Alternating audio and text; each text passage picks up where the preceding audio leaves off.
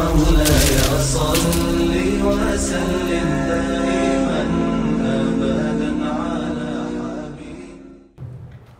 بسم الله الرحمن الرحيم.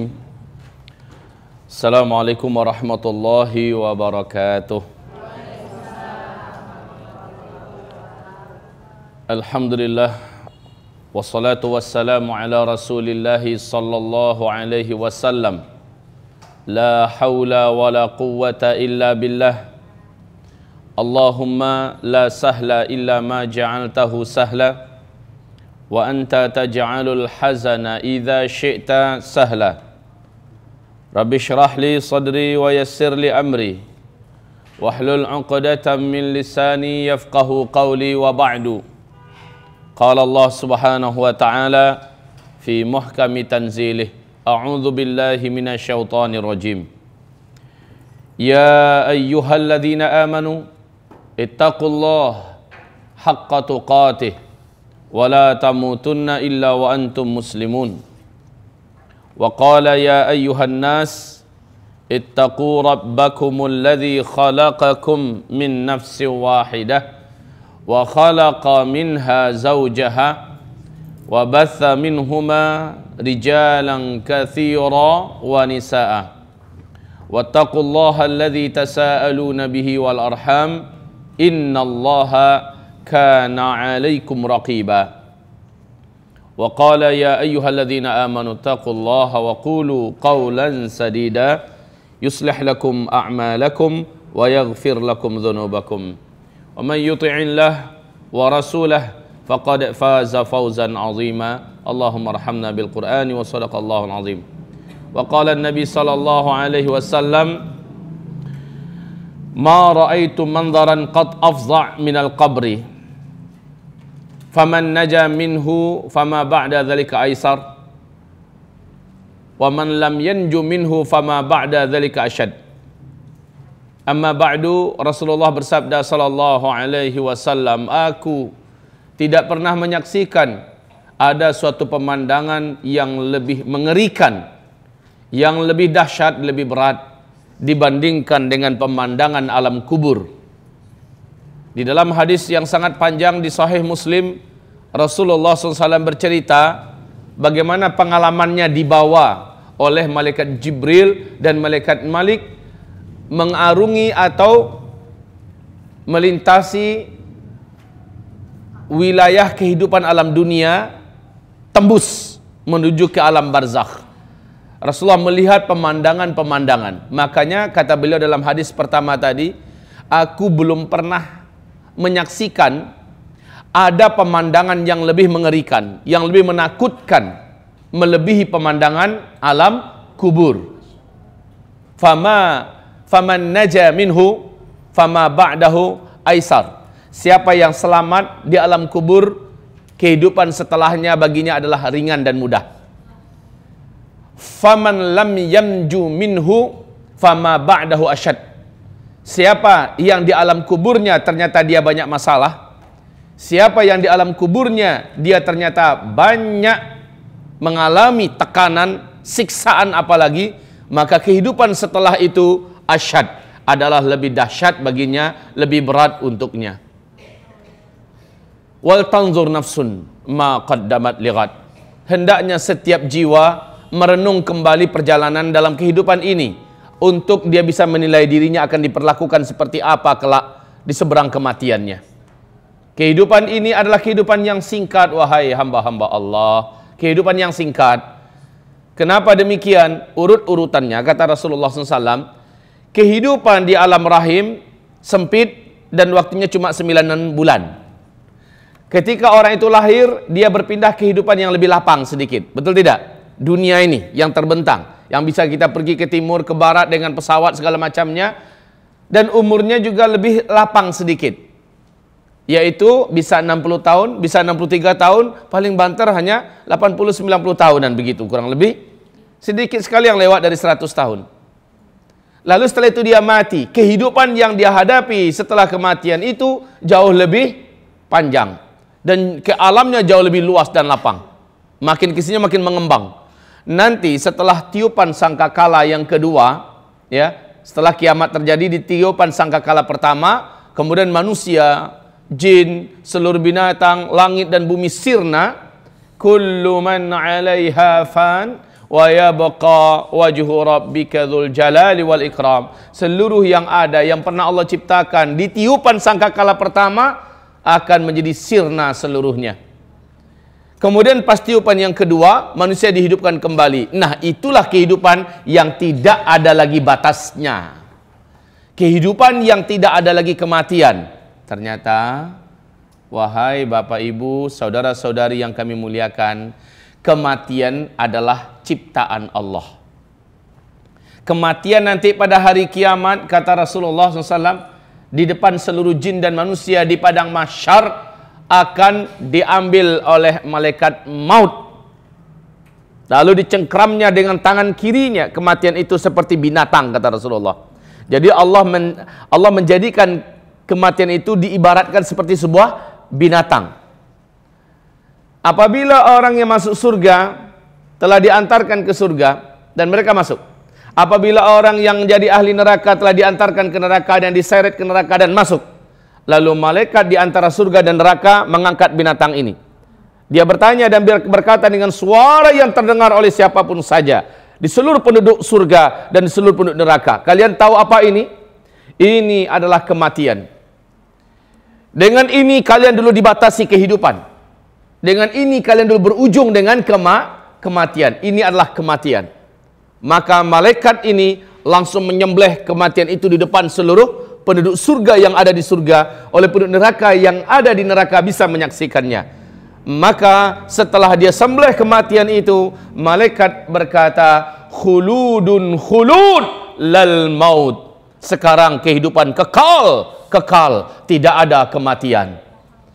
Orang-orang yang hidup di dalam surga ragu, jangan-jangan hidup saya berakhir lalu berakhirlah kesenangan ini. Tidak perlu lagi kamu mengkhawatirkan. Kamu kekal di dalam surga, kekal. Hari demi hari yang kamu jalani di dalam surga lebih sempurna dan lebih enak daripada hari sebelumnya. Bertambah waktu ke depan, bertambah indah, bertambah enak, bertambah lezat, bertambah nyaman, bertambah bahagia di dalam surga. Dan kesedihan juga adalah makhluk. Itu pun dibuang dan dimatikan oleh Allah. Tidak ada lagi kesedihan. Tidak ada sakit yang dalam surga. Sementara yang di neraka, mereka berharap mudah-mudahan ada ujung dari kehidupan dalam neraka, yaitu kematian. Tapi setelah dia lihat kematian disembelih oleh malaikat maut, bahwa kematian sudah tidak ada, bertambah menjadi putus asanya ahli neraka. Gimana? Kalau seandainya bisa bunuh diri mati, mah enak. Ya kan? Dalam neraka bunuh diri mati, ya enak, lepas dari neraka. Ini malah nggak bisa mati. Ya Rabb, ibadallah ma'asyiral muslimin, apakah kehidupan yang sebentar saja di kehidupan dunia ini berhasil melenakan dan melalaikan kita? Rugi, Bapak Ibu, rugi. Hanya gara-gara uang yang tidak seberapa, emas yang tidak seberapa, menjadikan kita menipu, mencuri, merampok, membunuh, melakukan kezaliman, menjadikan kita melakukan berbagai macam perbuatan riba dan segala macamnya. La haula wala quwata illa billah. Ibarallah ma'asyiral muslimin wal muslimat. Pembahasan kita terakhir di Masjid Al-Bina dulu saya ingat, yaitu tentang perjalanan roh, dan ini sudah selesai. Perjalanan roh, bagaimana dia dicabut dan seterusnya. Kemudian kita menceritakan tentang pengalaman Nabi, apa yang beliau saksikan di alam kubur. Bahwa pemandangan yang ada di alam kubur kontras habis dengan pemandangan yang ada di Malaul A'la. Malaul A'la adalah tempat rohnya orang-orang beriman, orang-orang soleh, dibawa membumbung ke langit. Disimpan di sana. Di mana? Di salah satu di antara taman-taman surga. Sehingga Rasulullah bersabda, sesungguhnya kuburan itu untuk orang beriman adalah raudhah mir riyadil jannah. Satu taman di antara taman-taman tempat transit kita loh Pak. Orang beriman tempat transitnya menjelang sangkakala pertama ditiup, yaitu di taman surga. Belum masuk, baru sebatas tamannya doang. Ya, belum masuk lagi ke surga, karena masuk surganya ntar. Habis tiupan yang kedua, ya, kita dibangkitkan, urusan padang mahsyar selesai, kemudian kita digiring menuju ke titian. Apabila selamat di titian, kita nyampe di seberang, dibukakan pintu-pintu surga, masuk, baru setelah itu halal bagi kita masuk surga. Menjelang kiamat, yang terjadi bukannya masuk surga dulu, tetapi diletakkan di wilayah transit, yaitu salah satu taman di antara taman-taman surga. Di dunia ini untuk dapat ke taman yang sangat indah, karcis dan ongkos masuk saja mahal. Dan kita akan selfie-selfiean di sana, foto-foto, ya, menghabiskan waktu.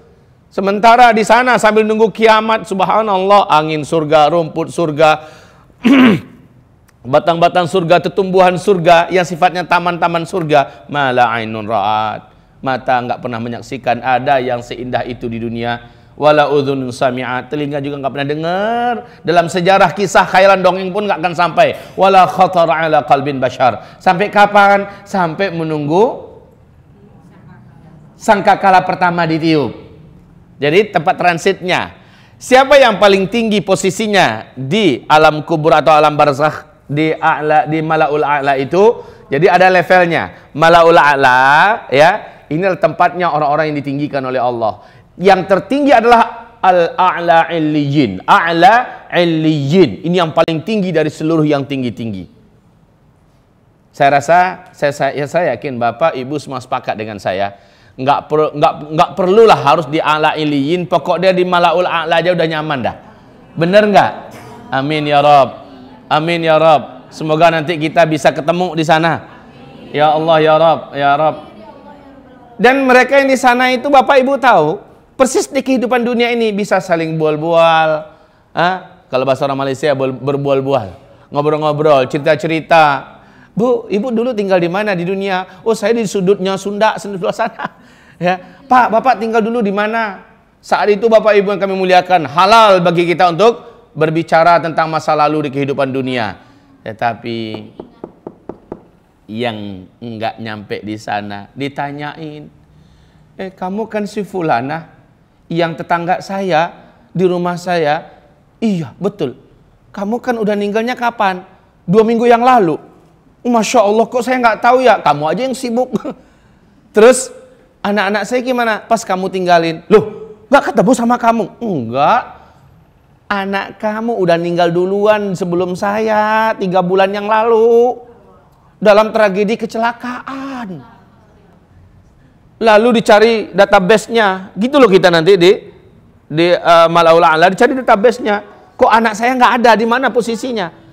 Maka tahulah orang tua atau kita yang sudah meninggal dan letaknya di tempat yang mulia itu, anak kita bukan di situ tempatnya, tapi di mana? Asfalas safilin. Asfalas safilin.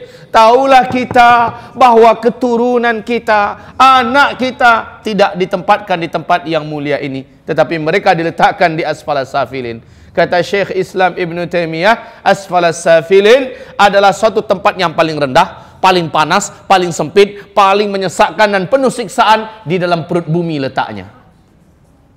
Enggak di langit. Kalau di langit itulah dia tadi malaul a'la. Kalau di bawah disebut dengan sijjin. Wa ma adraka mas sijjin. Lanjut. Kitabun marqum.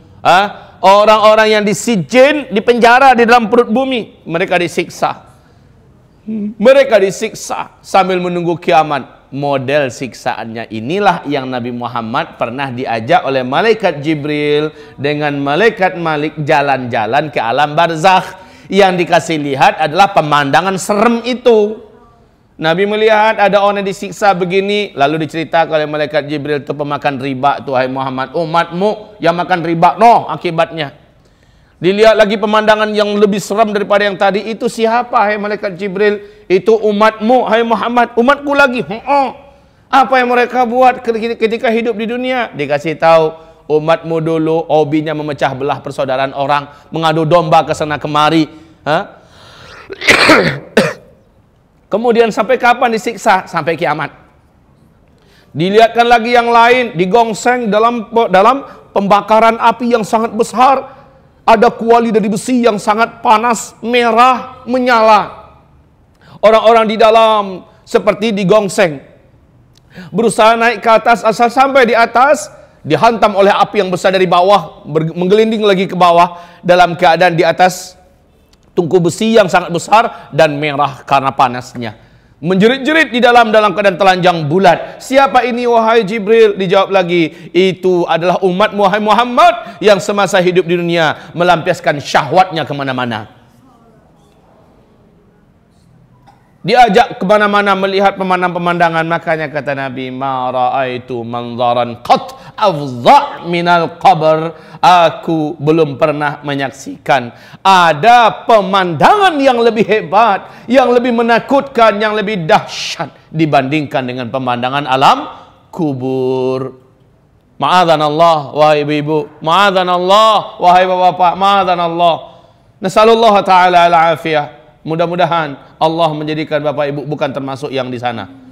Ya Rabb, amin ya Rabbal alamin.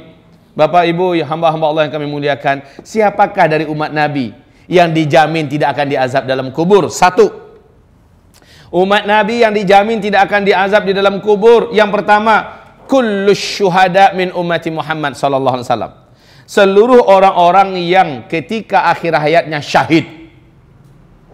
Ketika akhir hayatnya syahid. Saya ringkaskan, yang syahid itu yang paling level tertingginya yang terbunuh demi menegakkan kalimat Allah di medan perang melawan orang kafir komunis, kafir Syiah, kafir musyrikin, kafir lainnya, perang dalam rangka membela agama Allah, meninggikan kalimat Allah, tentu di atas ilmu, meninggal syahid.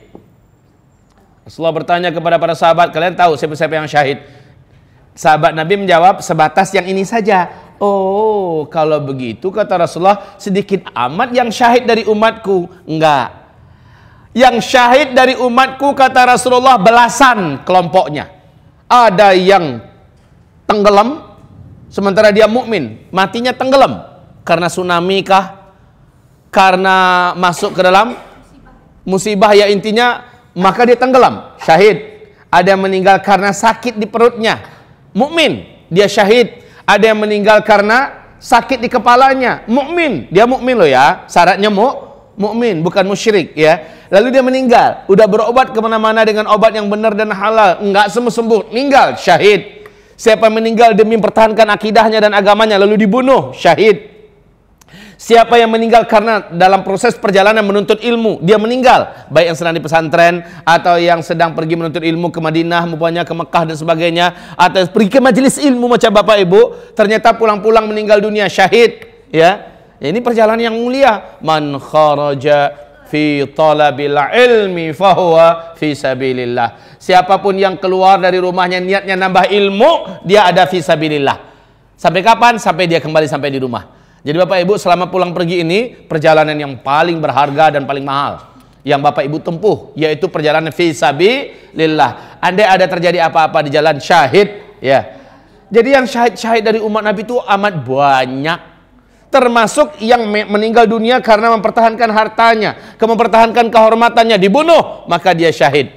Siapa yang meninggal dunia kata Rasulullah sallallahu alaihi wasallam dalam keadaan dibakar atau terbakar, bukan membakar diri ya, maka mereka seluruhnya adalah syahid. Ini yang pertama, mereka bebas dari azab kubur. Mungkin ditanya, tetapi dalam hadis Imam Ahmad dan At-Tirmidzi Rasulullah SAW bersabda, bahkan yang syahid tidak akan ditanya di dalam kuburnya. Subhanallah. Cuma masalahnya kita kan nggak bisa menentukan kita bisa syahid atau tidak.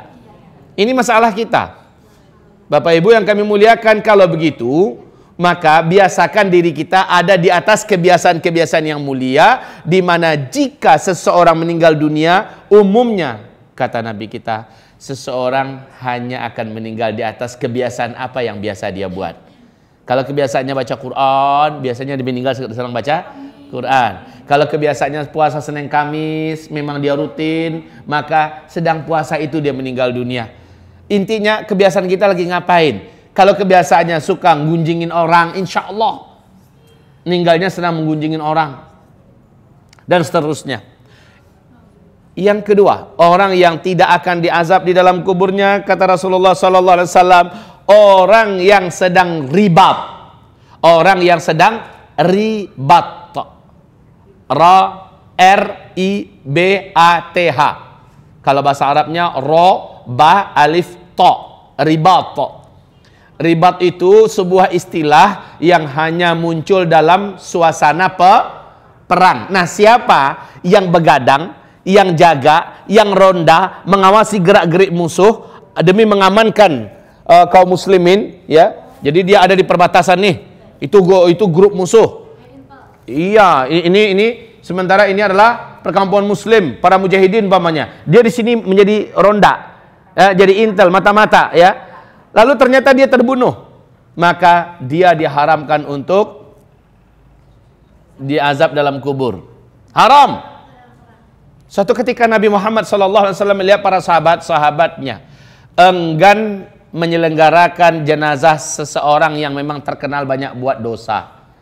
Nyentuh pun nggak mau sahabat, udah ninggal, tapi nggak ada yang mau mandiin, nggak ada yang mau mengapani, tidak ada yang mau menyolatkan apalagi, ya, apalagi mengantarkan ke pusara, ke pemakaman. Rasulullah datang, ada apa? Kenapa kalian tidak menyelenggarakan jenazah orang ini? Bukankah dia muslim? Benar ya Rasulullah, dia muslim. Terus kenapa tidak kalian segera selenggarakan? Ya Rasulullah, selama hidup yang kami kenal orang ini dosa yang dia buat, dosa dan dosa. Hampir-hampir kami tidak pernah melihat dia di antara ahli kesolehan. Di masjid, mana pernah ya Rasul? Puasa, kami nggak dengar dia tuh orang puasa. Dia hanya mengandalkan asyhadu an la ilaha illallah asyhadu anna muhammadar rasulullah. Tapi ya Rasulullah, dosa ini dia buat, dosa itu dia buat, dosa itu dia buat. Semua dosa yang dalam Islam dia buat. Kata Rasulullah bertanya, ada enggak di antara kalian sekali aja jadilah pernah melihat dia melakukan suatu amal soleh setelah dia masuk Islam? Salah seorang sahabat angkat tangan, saya tahu ya Rasulullah. Apa kata Rasul? Dia dengan saya pernah dulu ronda, jaga-jaga, dalam bahasa hadis, kami sama-sama satu malam ribat bareng. Ribat. Bukan ribat ya. Ribat. Kami pernah ribat bareng. Mendengarkan itu, spontan Nabi Muhammad SAW segera dibukanya, ya, langsung dia sing-singkan, ya. Dia menyelenggarakan, melihat Rasulullah menyelenggarakan, yang lain pada nimbrung, sampai Rasulullah ikut mengantarkan jenazah ini sampai ke liang lahatnya. Disitulah Rasulullah berkata, ashabuka yaz'um annaka min ahlin nar. Seluruh saudara-saudara, seluruh sahabat-sahabatmu bersaksi dan mereka menuduh engkau adalah ahli neraka. Wa ana ashhad annaka min ahlil jannah. Sementara kata Rasul, saya bersaksi engkau adalah ahli surga. Dahsyatnya ya, ribat ini dahsyat. Ribat ini dahsyat. Indonesia sebentar lagi nih. Mau nggak mau Pak, Indonesia sebentar lagi. Bapak ikut ribat doang udah mentep. Jangan diminta-minta, penyakit jangan diminta-minta. Tapi kalau sudah terjadi jangan sempat lari. Ya, ribat sebentar lagi akan banyak peluang-peluangnya di ujung. Dari Sabang sampai Merauke, setiap provinsi se-Indonesia akan ramai ada ribat. Kalau 98 itu bukan ribat loh Pak. 98 dulu ketika krisis moneter, jatuhnya Pak Harto, ya kan? Lalu banyak orang ronda jaga-jaga kampung, gitu kan? Yang jaga komplek. Itu bukan ribat. Yang ribat ini dalam rangka mempertahankan agama Allah, membela agama Allah. Nah, yang bangkit besok itu adalah Syiah dan komunis loh. Syiah dan PKI, dan mereka mulai membunuh, membantai, membakar, menghancurkan, dan kita wajib bela diri. Saat itu kita harus bersama-sama orang-orang beriman. Lah yang bangkit dalam jadwal dia ronda, lalu dia terbunuh di situ, dia ribat. Ini cuma peluangnya buat laki-laki. Perempuan, ibu mau ribat? Mau. Bu, peluang ibu untuk ribat ada. Ibu bakar semangat suaminya, Mas, kamu berangkat Mas. Aku bersama orang-orang beriman yang lain di sini, kami akan menjaga diri kami. Ya, Mas berangkat. Selama Mas ibu, suami ibu ikut ribat, pahalanya mengalir sepenuh dia dapat. Allahu Akbar. Ya, kalau dia berjihad, dapat pahala seberapa banyaknya, dijamin ibu dapat semuanya. Tapi jangan ibu pegang kaki suami kita, "Mas, jangan tinggalkan aku."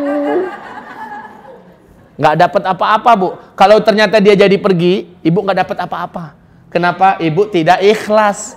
Bahkan ibu tidak rela dia pergi. "Aku tinggal sama siapa, Mas?" Ya, nggak jadi dah. Jadi, baik ibu semangatkan suaminya, ibu semangatkan, "Ustadz, kami udah nggak punya suami. Kami adalah GJI, Grup Janda Indonesia." "Gimana Ustadz?" "Nggak apa-apa, ada anaknya nggak yang laki-laki?" Kasih semangat, ngalir ke ibu pahalanya. "Ada menantunya nggak yang laki-laki?" Kasih semangat anak perempuan kita, supaya suaminya juga dilepas. Ya, kasih semangat. Jadi yang para ibu-ibu bakar semangatnya. "Ustadz, menantu nggak punya, anak laki-laki nggak punya. Gimana? Biayain orang yang mau." Gitu caranya. Maka dapat pahalanya semua. Subhanallah. Ya, siap-siapkan dari sekarang. Nggak lama lagi loh. Hasbunallah, ni'mal wakil, ni'mal maula, wa ni'man nasir. Bapak Ibu, hamba-hamba Allah yang kami muliakan, nih yang kedua, ribat. Dan di manakah ribat yang paling mulia kata Rasul? Di akhir zaman, ribat yang paling keren, ribat yang paling tinggi derajatnya, ribat yang paling mulia adalah di Syam. Ya. Wa inna afdala jihadikum, pada saat-saat demokrasi sedang membungkus dunia, saat itu yang terutama, amalan yang paling hebat adalah jihad kata Rasul. Kan ada jihad pendidikan, ada jihad dakwah, ya, ada jihad ilmu, menuntut ilmu, ada jihad ekonomi, ada jihad macam-macam jihadnya. Tapi kata Rasulullah, dari seluruh jihad-jihad yang ada di masa itu, jihad yang paling mahal, jihad yang paling tinggi nilainya adalah jihad yang ada ribatnya, yang ada ribatnya. Ribat itu sebuah istilah yang hanya muncul di medan perang, Pak. Jadi jihad yang paling tinggi adalah jihad perang. Di situ ada istilah ribat muncul. Dan ribat yang paling hebat, ribat yang paling tinggi dan mulia posisinya adalah di negeri Syam. Syam, Syria, Palestina, Yordania, Lebanon. Sekarang dari seluruh Syam, jihad yang paling hebat nanti dan paling tinggi ribatnya adalah di Askalan. Askalan itu sebuah kota di tepi pantai di Palestina. Ini Askalan. Taib. Ini tentang masalah ribat. Yang kedua, yang ketiga dari apa? Yang ketiga dari orang yang dibebaskan dari azab kubur. Yang ketiga, Rasulullah SAW sebutkan adalah siapapun umat Nabi yang mukmin, mukminah, mukmin loh ya, mukmin mukminah, bukan muslim. Karena belum tentu seluruh muslim adalah mukmin. Setiap mukmin pasti muslim. No, banyak muslim tapi milih Ahok. Muslim tuh, ya, tapi mukmin nggak akan milih. Jelas. Nah, Bapak Ibu yang kami muliakan, di sini subhanallah, Bapak Ibu yang kami muliakan, orang yang mukmin, mukminah meninggalnya hari Jumat. Meninggalnya hari Jumat. Ini hadis diriwayatkan oleh Imam Ahmad dan Imam At-Tirmidzi. Tapi ninggalnya nggak dibuat-buat loh ya. Kan ninggal dibuat-buat bisa. Minum obat overdosis malam Jumat, mudah-mudahan besok pas subuh-subuh mulut kita ditemukan oleh keluarga udah berbusa. Ninggalnya judulnya hari Jumat. Enggak, kalau gitu namanya udah intihar, bunuh diri. Jadi ninggalnya memang Allah Subhanahu wa taala yang, Ustadz bisa dipesan nggak sama Allah? Bisa. Ibu bisa request itu, Bu. Bisa Bapak pesan. Bapak tahu, Pak? Mayoritas para sahabat Nabi, coba baca sejarah, mayoritas para sahabat Nabi akhir hayatnya sesuai dengan pesanan yang dia minta pada Allah jauh-jauh hari sebelum itu. Ada yang minta, ya Rabb, doa, memang doa, ya, doa. Asal lepas sholat dia doa, asal di tempat-tempat multazam, di tempat yang sangat makbul doa, dia doa. Di waktu-waktu yang makbul doa, dia doa. Permintaannya, ya Rabb, hamba ingin meninggal nanti dalam keadaan Nah, dalam keadaan seperti ini, dia sebutkan loh Bu caranya.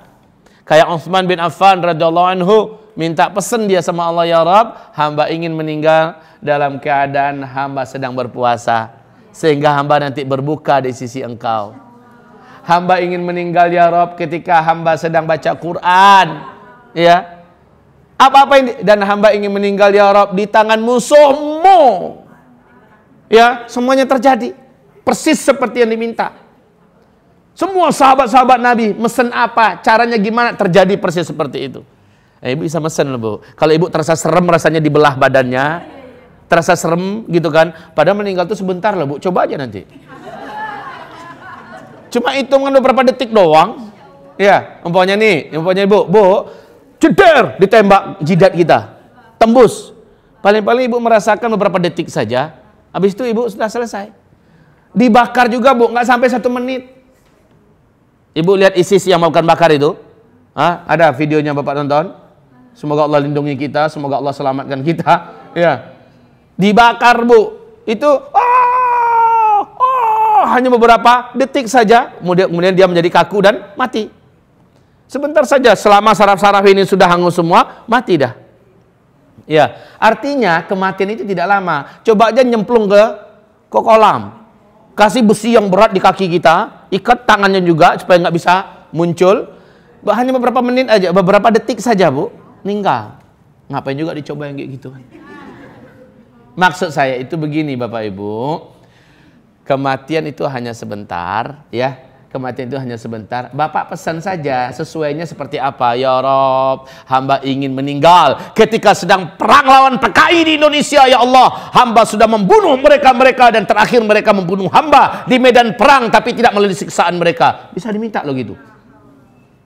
Ya, ibu juga ya Rob, hamba tidak ingin sampai terjatuh ke tangan musuh-musuhmu, lalu hamba mereka permalukan, hamba mereka hinakan. Ya Rob, hamba ingin dalam keadaan ingin membela diri, hamba terbunuh di situ. Sehingga enak kan, daripada kayak di Belgrad, daripada kayak di beberapa penjara di mana, di Irak contohnya, diperkosa giliran 100 orang memperkosa satu wanita sehari. Besok juga gantian lagi, mana tentara yang bisa perkosa dia terus. Ya Allah, hinanya diri. Coba Bu, minta kepada Allah dari sekarang, ya Rabb, lindungi hamba, biar lebih bagus kita bela diri, meninggal langsung, kemudian kita langsung masuk surga. Kan begitu, masuk ke taman surga. Kematian itu cuma sebentar kok.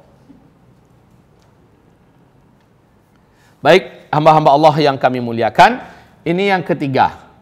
Orang yang meninggal pada hari Jumat, minta juga nggak apa-apa, ya Rabb, wafatkan hamba pada hari Jumat, ya Allah, ketika hamba sedang di Masjidil Haram. Ada kan? Ada suatu peristiwa yang menggemparkan Mekah. Berita ini sampai menyebar ke seluruh dunia. Seorang pemuda ya sedang sholat Jumat di Masjidil Haram, ya.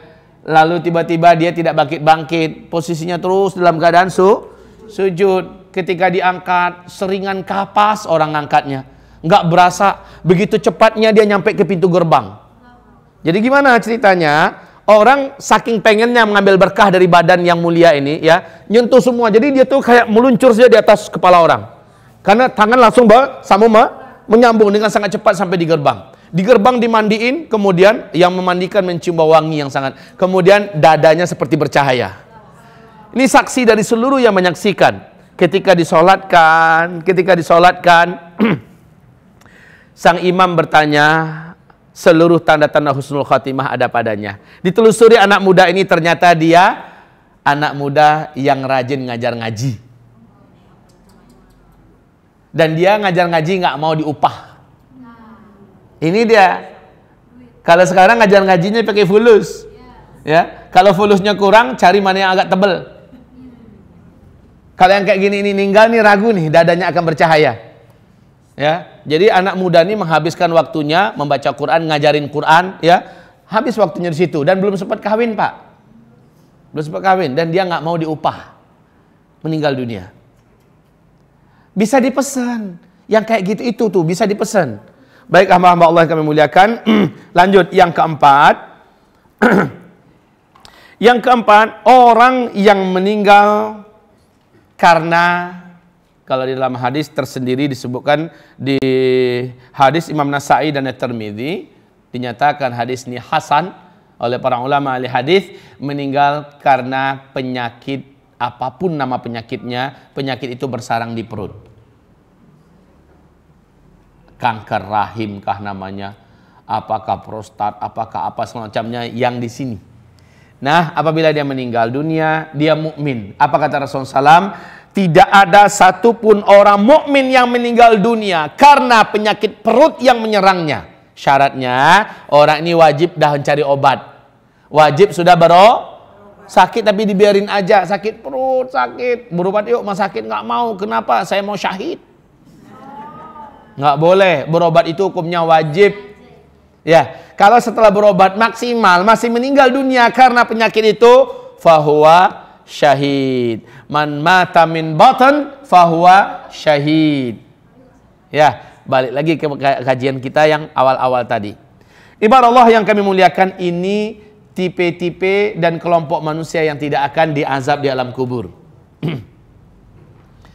Baik, hamba-hamba Allah yang kami muliakan, sampai kapan kita menanti di padang mahsyar? Maaf, ini belum cerita padang mahsyar ya, masih dunia terbentang ya, masih dunia ada. Sampai kapan? Sampai malaikat Israfil meniup sangkakala yang pertama. Sementara bapak dan ibu ketahuan sudah oleh bapak dan ibu tempat bapak ibu di mana. Bapak ibu mau tahu kapan ibu bisa tahu tempat ibu bapak ibu di mana kalau udah meninggal? Saya udah nyampaikan loh ini.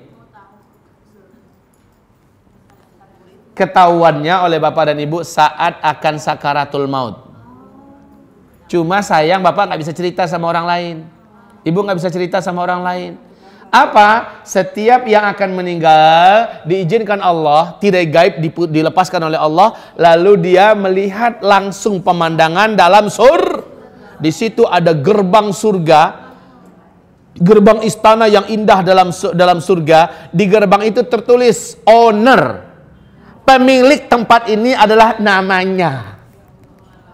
Nama Ibu Fatimah, nama Ibu Khadijah, nama Ibu Aisyah, nama Ibu Siti Fadilah. Silahkan, sudah ada namanya. Bapak juga begitu. Dan itu kita lihat waktu kita akan meninggal dunia. Ya, ini sudah saya uraikan dulu. Cuma bapak ibu nggak bisa cerita sama yang masih hidup, sama yang akan ngelepas kita. Nak, coba lihat tuh, papa ngelihat ada pemandangan surga, nggak bisa kita lihat. Itu gunanya apa dikasih lihat oleh Allah? Ternyata Rasulullah mengatakan dikasih lihat ke kita agar kita tidak mencengkeram jasad. Ruh kita ini tidak mencengkeram jasad, sehingga ruh ini mau terbang ke sana sehingga dia melepaskan semua ikatannya. Inilah rahasia kenapa malaikat maut itu mencabut nyawa orang yang beriman itu ringan, kayak mencabut rambut dari tepung, ya, lunak amat. Dan dibacakan ayat oleh malaikat maut, ya ayyatuhan nafsul mutmainnah irji'i ila rabbiki radiyatan mardiyah fadkhuli fi ibadi wadkhuli jannati.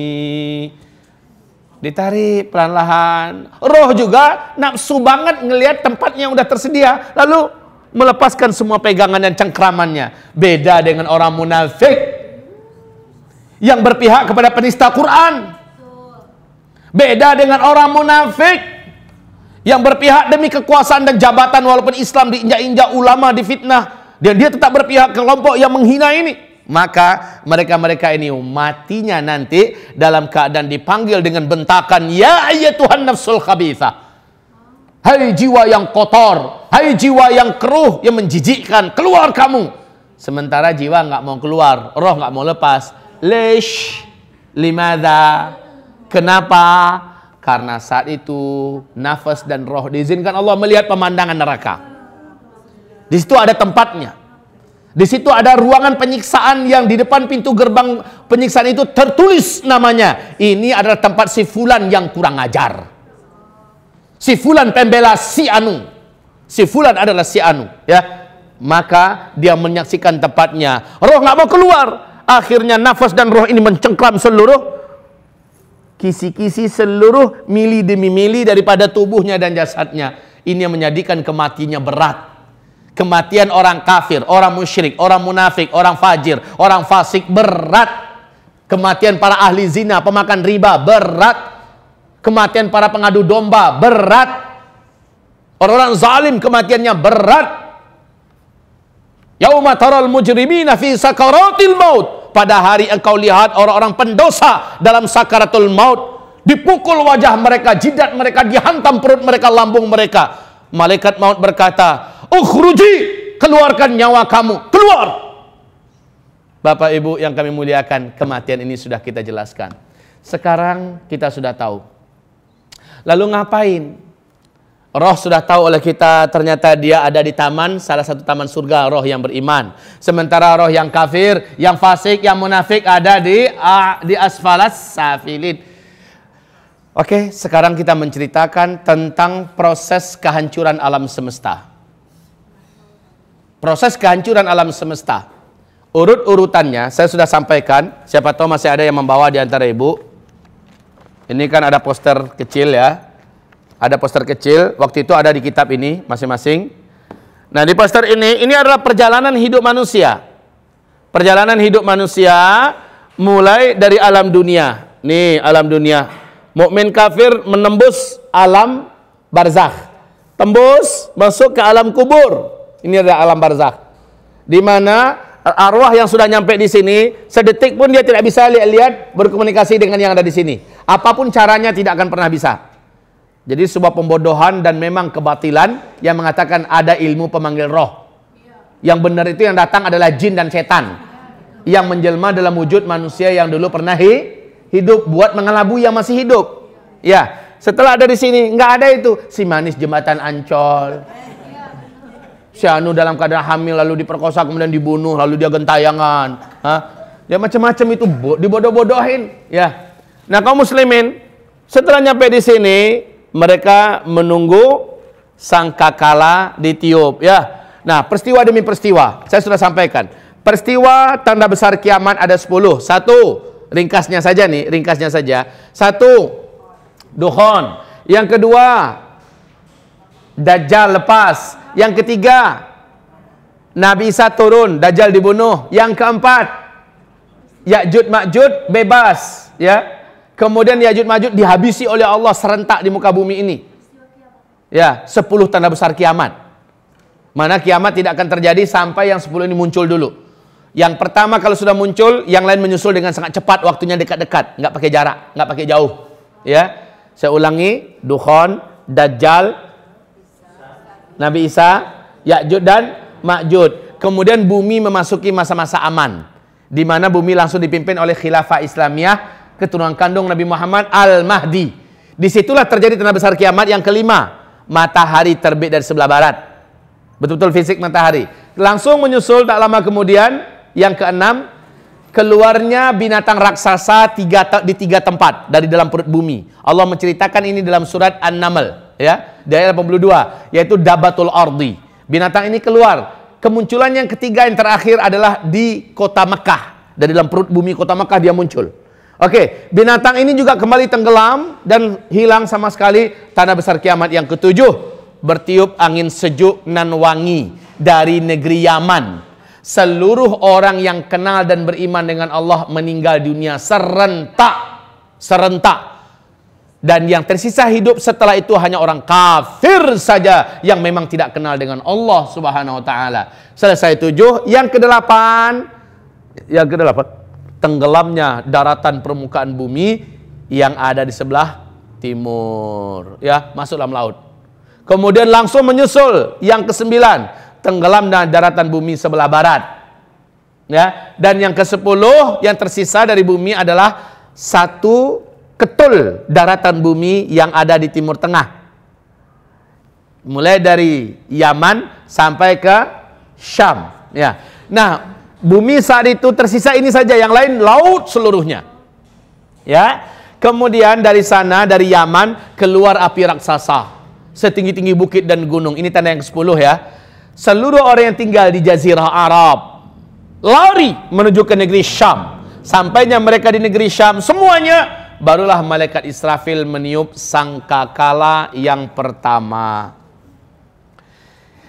Ibarat ma'asyiral muslimin, apa yang terjadi dengan sangkakala yang pertama ini? Allah Subhanahu wa taala menceritakan. Saya ringkaskan saja. Mungkin kalau saya bacakan dalil dan ayat, hadis segala macamnya terlalu panjang Bapak Ibu.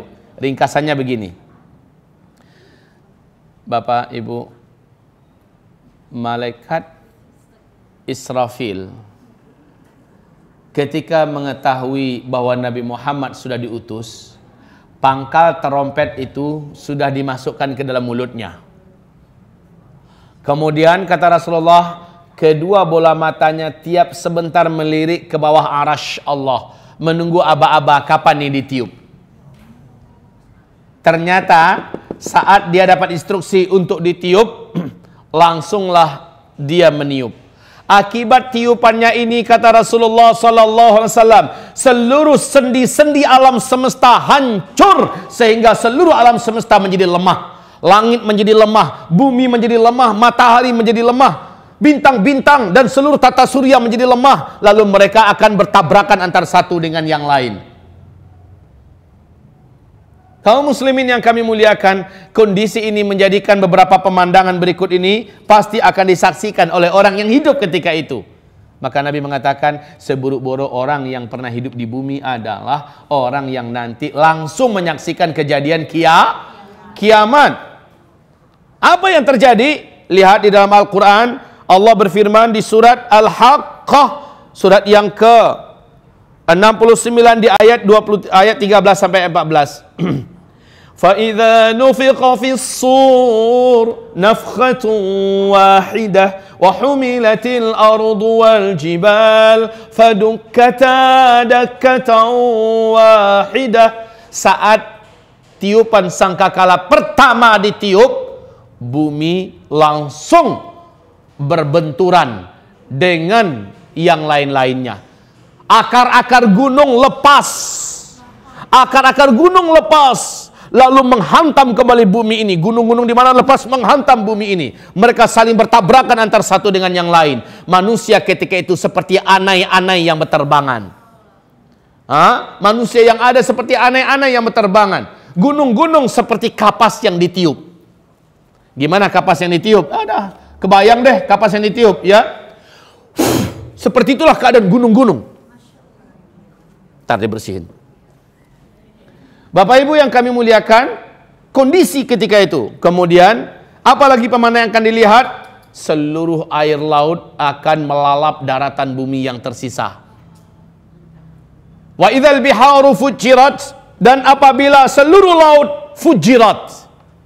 Tsunami yang pernah terbesar di alam ini sejak bumi terkembang adalah tsunami Nabi Nuh. Berapa ketinggiannya? Berapa? Ya setinggi gunung. Coba deh disebutkan secara ilmiah berapa? Di Al-Bidayatu wan Nihayah oleh Al-Hafiz Ibnu Katsir dijelaskan tingginya tsunami Nabi Nuh 5.000 meter. Ya. Pertanyaannya dari mana sih munculnya tuh air laut? Jawabannya adalah entah. Kita nggak tahu dari mana tuh munculnya air. Kok bisa setinggi itu? Lalu disembunyikan kemana? Nggak usah dibahas deh, pokoknya imani saja itu sudah Allah lakukan. Sebagaimana Allah menjelang munculnya Dajjal sanggup menyembunyikan air, entah kemana hilangnya itu air. Betul tidak? Sampai-sampai air tidak ada yang turun dari langit, air yang ada di daratan bumi mengering di mana-mana, dan sekarang sudah mulai menunjukkan ada indikasi ke arah itu. Nah Bapak Ibu, Allah Maha Kuasa. Baik, air laut saat itu tumpah, mau lari kemana? Mau lari kemana? Pemandangan berikutnya, ini ketika bunyi trompet itu ya, ditiupkan. Ketika bunyi trompet itu ditiupkan, seluruh wanita yang sedang menyusui saking faza'nya. Faza' itu tahu? Faza' kayak burung nih, burung merpati lagi makan-makan rame-rame dengan kawan-kawannya, makan biji-bijian yang kita serakkan. Tiba-tiba kita lemparkan mercon yang meledak. Mercon itu bunyinya membuat mereka serabutan gak karu-karuan kemana-mana. Betul tidak? Maka wanita yang sedang menyusui pun akan langsung mencampakkan bayinya dan pontang-panting tak kemana lari. ada nabrak pohon, ada nabrak dinding, pokoknya lari entah kemana. Dia nggak sadar kalau dia tadi itu sedang menyusui. Subhanallah pemandangan ketika itu. Kemudian langit terbelah. Wa insyaqqatis samaa'u fahiya yawma idzin wahiyah. Langit menjadi terbelah. Ketika itu langit sangatlah rapuh dan lemah. Kalau sekarang langit kokoh Bapak, ya. Nanti langit menjadi rapuh dan lemah. Was-samawatu matwiyatun biyaminih. Seluruh lapisan langit yang 7 digulung oleh Allah. Digulung oleh Allah dengan tangannya. Digulung oleh Allah dengan tangannya. Sementara bumi Allah genggam dengan tangan yang lain. Lalu Allah berfirman ketika itu, Ainal jabbarun, ainal mutakabbirun, anal malik. Mana dulu para penjahat-penjahat yang sombong dengan kekuasaannya, yang sok dengan pangkatnya, yang merasa kaya? Mana yang sombong-sombong? Ainal mutakabbirun, anal malik. Sayalah raja di raja.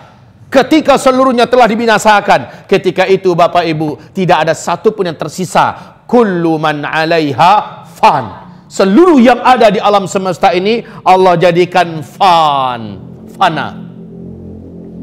Wa yabqa wajhu rabbika dzul jalal wal ikram. Yang abadi hanya satu saja, Allah Azza wa Jalla. Ada makhluk yang masih hidup ketika itu? Ada. Siapa makhluk yang masih hidup? 1, malaikat maut, ini masih hidup. 2, iblis masih hidup. 3, malaikat Israfil masih hidup. Hai malaikat maut, matiin tuh Israfil. Israfil dimatikan. Sakitnya luar biasa, jeritannya, Masya Allah. Kalaulah masih ada manusia yang hidup, mati langsung manusia mendengar jeritan kematian ini. Setelah malaikat Israfil dibunuh, dimatikan, karena memang seluruh yang bernyawa ketika kiamat wajib musnah semuanya. Lalu iblis, Allah Subhanahu wa taala berfirman, iblis, janjiku kepadamu telah aku tepati. Seluruh makhluk yang ada telah aku musnahkan. Sekarang yang tersisa engkau. Hai malaikat maut, cabut nyawanya. Iblis masih berusaha melarikan diri. Kemanapun dia lari, malaikat maut memiliki kemampuan yang gak ada apa-apanya iblis. Udah nunggu malaikat maut di sana. Mau kemana coy? Kemana saja lari, ditunggu, akhirnya dicabut. Begitu juga kata Rasulullah, jeritan kematian iblis ini sangat mengerikan. Selanjutnya Allah lah yang mematikan malaikat maut. Allah lah yang mematikan malaikat maut. Ketika Allah matikan malaikat maut, apa jeritan malaikat berkata, aduhai kiranya begini berat kematian itu, begini menyakitkannya. Kalau aku tahu, pasti aku akan berlembut-lembut dulu dalam mengambil. Iya. Sakit Pak. Malaikat maut pun yang sebenarnya begitu perkasa, tidak ada makhluk yang lebih perkasa melainkan malaikat maut. Semuanya mampus di tangan malaikat maut. Ya. Sekarang malaikat maut dimatiin tuh oleh Allah Subhanahu wa taala. Selesai. Apa kata Rasulullah sallallahu alaihi wasallam? Bumi, langit dan semua isinya telah tidak ada. Senyap, senyap, senyap, senyap. Berapa lama? Arba'in ma bainan nafkhatain, antara dua tiupan. Tiupan pertama dengan tiupan kedua ada masa arba'un. Ada masa kata Rasulullah arba'un. Apa arti arba'un? 40. Qal Rasulullah SAW berkata, arba'una yauman. Qala abait. Qala arba'una syahran. Qala abait. Qala arba'una sanatan. Qala abait. Enggak tahu. 40 hari kah? 40 minggu kah? 40 bulan kah? 40 tahun kah? Enggak tahu. Pokoknya 40, informasinya gitu kata Rasulullah sallallahu alaihi wasallam, qal thumma yunazzilullahu minas sama'i ma'an. Makhluk yang paling pertama Allah ciptakan adalah siapa? Siapa? Bilang cepat, Allahu a'lam. Ya. Ya. Kalau belum pasti, jawaban yang pastinya itu adalah Allah wa rasuluhu a'lam. Khalas. Yang pertama sekali Allah ciptakan adalah malaikat Israfil. Ya, malaikat Israfil. Ngapain? Meniup sangkakala kedua aba-aba. Maka semua yang pernah ada dulu kembali wujud, tapi dalam bentuk yang beza, bentuk yang agak beda. Langitnya masih langit, cuman bukan kayak langit yang ada ini lagi. Buminya masih bumi, tapi bukan lagi bumi yang ini. Yauma tubaddalul ardu ghairal ardi was samawat. Pada hari itu kami mendatangkan matahari yang baru, tapi bukan matahari yang lama. Kenapa matahari yang lama udah dikempesin oleh Allah? Matahari yang lama udah digulung oleh Allah Subhanahu wa taala. Matahari yang lama udah diafkirkan oleh Allah, diganti dengan matahari yang baru lebih keren. Langit juga dibuat begitu. Kemudian bumi juga dibuat begitu. Kalau bumi sekarang ini bulat apa datar? Bulat apa datar? Bulat apa datar? Terserah. Pokoknya bumi yang ada nanti, kata Rasulullah, bumi mahsyar itu datar. Datar, nggak ada bukit, nggak ada lembah, nggak ada sungai, nggak ada tempat duduk, nggak ada pohon. Warnanya putih, Pak, putih. Warna pasirnya putih. Sejauh mata memandang, dataran yang tidak ada ujungnya, tidak ada ujungnya. Baik, kaum muslimin yang kami muliakan, malaikat Israfil dari diciptakan kembali. Maka dia pun langsung tahu tugasnya, meniuplah sangkakala yang kedua. Ketika itu turunlah hujan lebat, turunlah hujan lebat, selebat-lebatnya bumi padang mahsyar. Jadi begini Bapak Ibu, coba lihat ke papan tulis sebentar. Lihat ke papan tulis sebentar. Bumi padang mahsyar, jangan Ibu pikir ya, tempat kita bangkit nanti di padang mahsyar, salah. Ya, tempat kita bangkit nanti bukan di padang mahsyar. Jadi kalau ini adalah hamparan padang mahsyar. Berapa luasnya? Tidak ada satupun yang tahu. Tidak ada satupun yang tahu luasnya hamparan padang mahsyar. Tempat kita dibangkitkan nanti adalah di daerah yang jauh dari padang mahsyar. Jadi seluruh yang bangkit langsung menuju kemari. Seluruh yang dibangkitkan, jin, manusia, binatang, yakhrujuna minal ajdathi sira'a. Saat mereka keluar, mereka langsung tahu kemana mereka harus pergi. Ke ibaratnya kita nih, jamaah haji, langsung tahu nggak tanggal 8 Zulhijjah itu harus kemana? Hah? Ke Arafah, ke Mina dulu. Dari Mina, ya, meluncur ke Arafah pagi tanggal 9-nya. Jadi langsung tahu jemaah nih, jalan kaki. Seluruhnya jalan kaki menuju ke padang mahsyar. Ya, ini adalah PM. Padang mahsyar. Kali ini apa? Kuburan massal jin dan manusia dan makhluk-makhluk yang pernah dihidupkan di muka bumi, dibangkitkan di sini, jalan. Perjalanannya berapa jauhnya? Ya Allah, inilah perjalanan yang maha melelahkan. Perjalanan yang maha melelahkan. Saat itu kata Rasulullah SAW, manusia bangkit dari kuburannya seperti keadaan bagaimana terakhir dia menutup umurnya. Kalau dia meninggal dalam keadaan syahid berdarah-darah, dia bangkit dalam keadaan berdarah-darah. Hanya saja al-launu launud dam war-rihu rihul misik. Warna sih emang merah kata Rasulullah, tetapi baunya bau wangi kasturi. Ya. Yang meninggal dulu ketika sedang ihram, talbiyahan, bangkit dalam keadaan pakaian ihram. Labbaik Allahumma labbaik, labbaik la syarika laka labbaik. Ya. Yang dulu meninggalnya lagi ngapain? Dibuat seperti itu. Yang meninggalnya dalam keadaan meracuni diri. Yang meninggal dalam keadaan bunuh diri. Seperti apa tragisnya keadaan. Saya ngeliat di YouTube, ada yang meninggal. Jadi ada truk tronton lagi jalan. Di sampingnya ya, tronton itu agak melambat karena lampu merah kan. Pas trontonnya mulai jalan, dia masukkan kepalanya ke bawah tronton.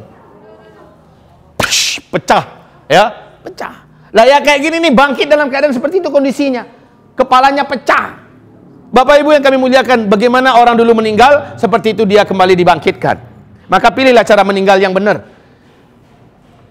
Hamba-hamba Allah yang kami muliakan, perjalanan di sini. Nah, orang pada telanjang bulat, nggak ada yang berkhitan, nggak pakai alas kaki. Di dunia ini, kalau nggak pakai alas kaki kita, waduh sengsaranya minta ampun, panas, ya. Aspal luar biasa panasnya. Waduh, saya pernah deh jalan dari hotel. Dari Masjidil Haram ke hotel, sendal saya hilang di Haram. Ya, jalan Bu, panas terik. Waktu itu lantainya itu belum yang putih yang sekarang nih, masih yang warna apa? Yang panasnya itu, masya Allah, loncat-loncat saya Bapak Ibu, loncat-loncat. Bapak Ibu yang kami muliakan, ini bayangkan matahari itu hanya qadra mail, hanya 1 mil. Dikasih jarak hanya 1 mil. Masya Allah. Bunda Aisyah gelisah dia. Ya Rasulullah, ada apa? Qalat, ar-rajulu wal mar'ah tub'atsu uratan ghurlan. Dibangkitkan dalam keadaan telanjang bulat. Auratnya saling nampak dengan ya Rasulullah. Nanti yang laki-laki nafsu ngeliat wanita. Yang wanita juga selera ngeliat laki-laki gimana? Apa kata Rasulullah? Ya Aisyah, al-amru yawma idzin asyad min ayyanzura ba'dhum aurata ba'd. Ketika itu, hai Aisyah, orang nggak peduli lagi dengan aurat. Saking menegangkannya kondisi, saking menakutkannya keadaan, nggak peduli sama aurat.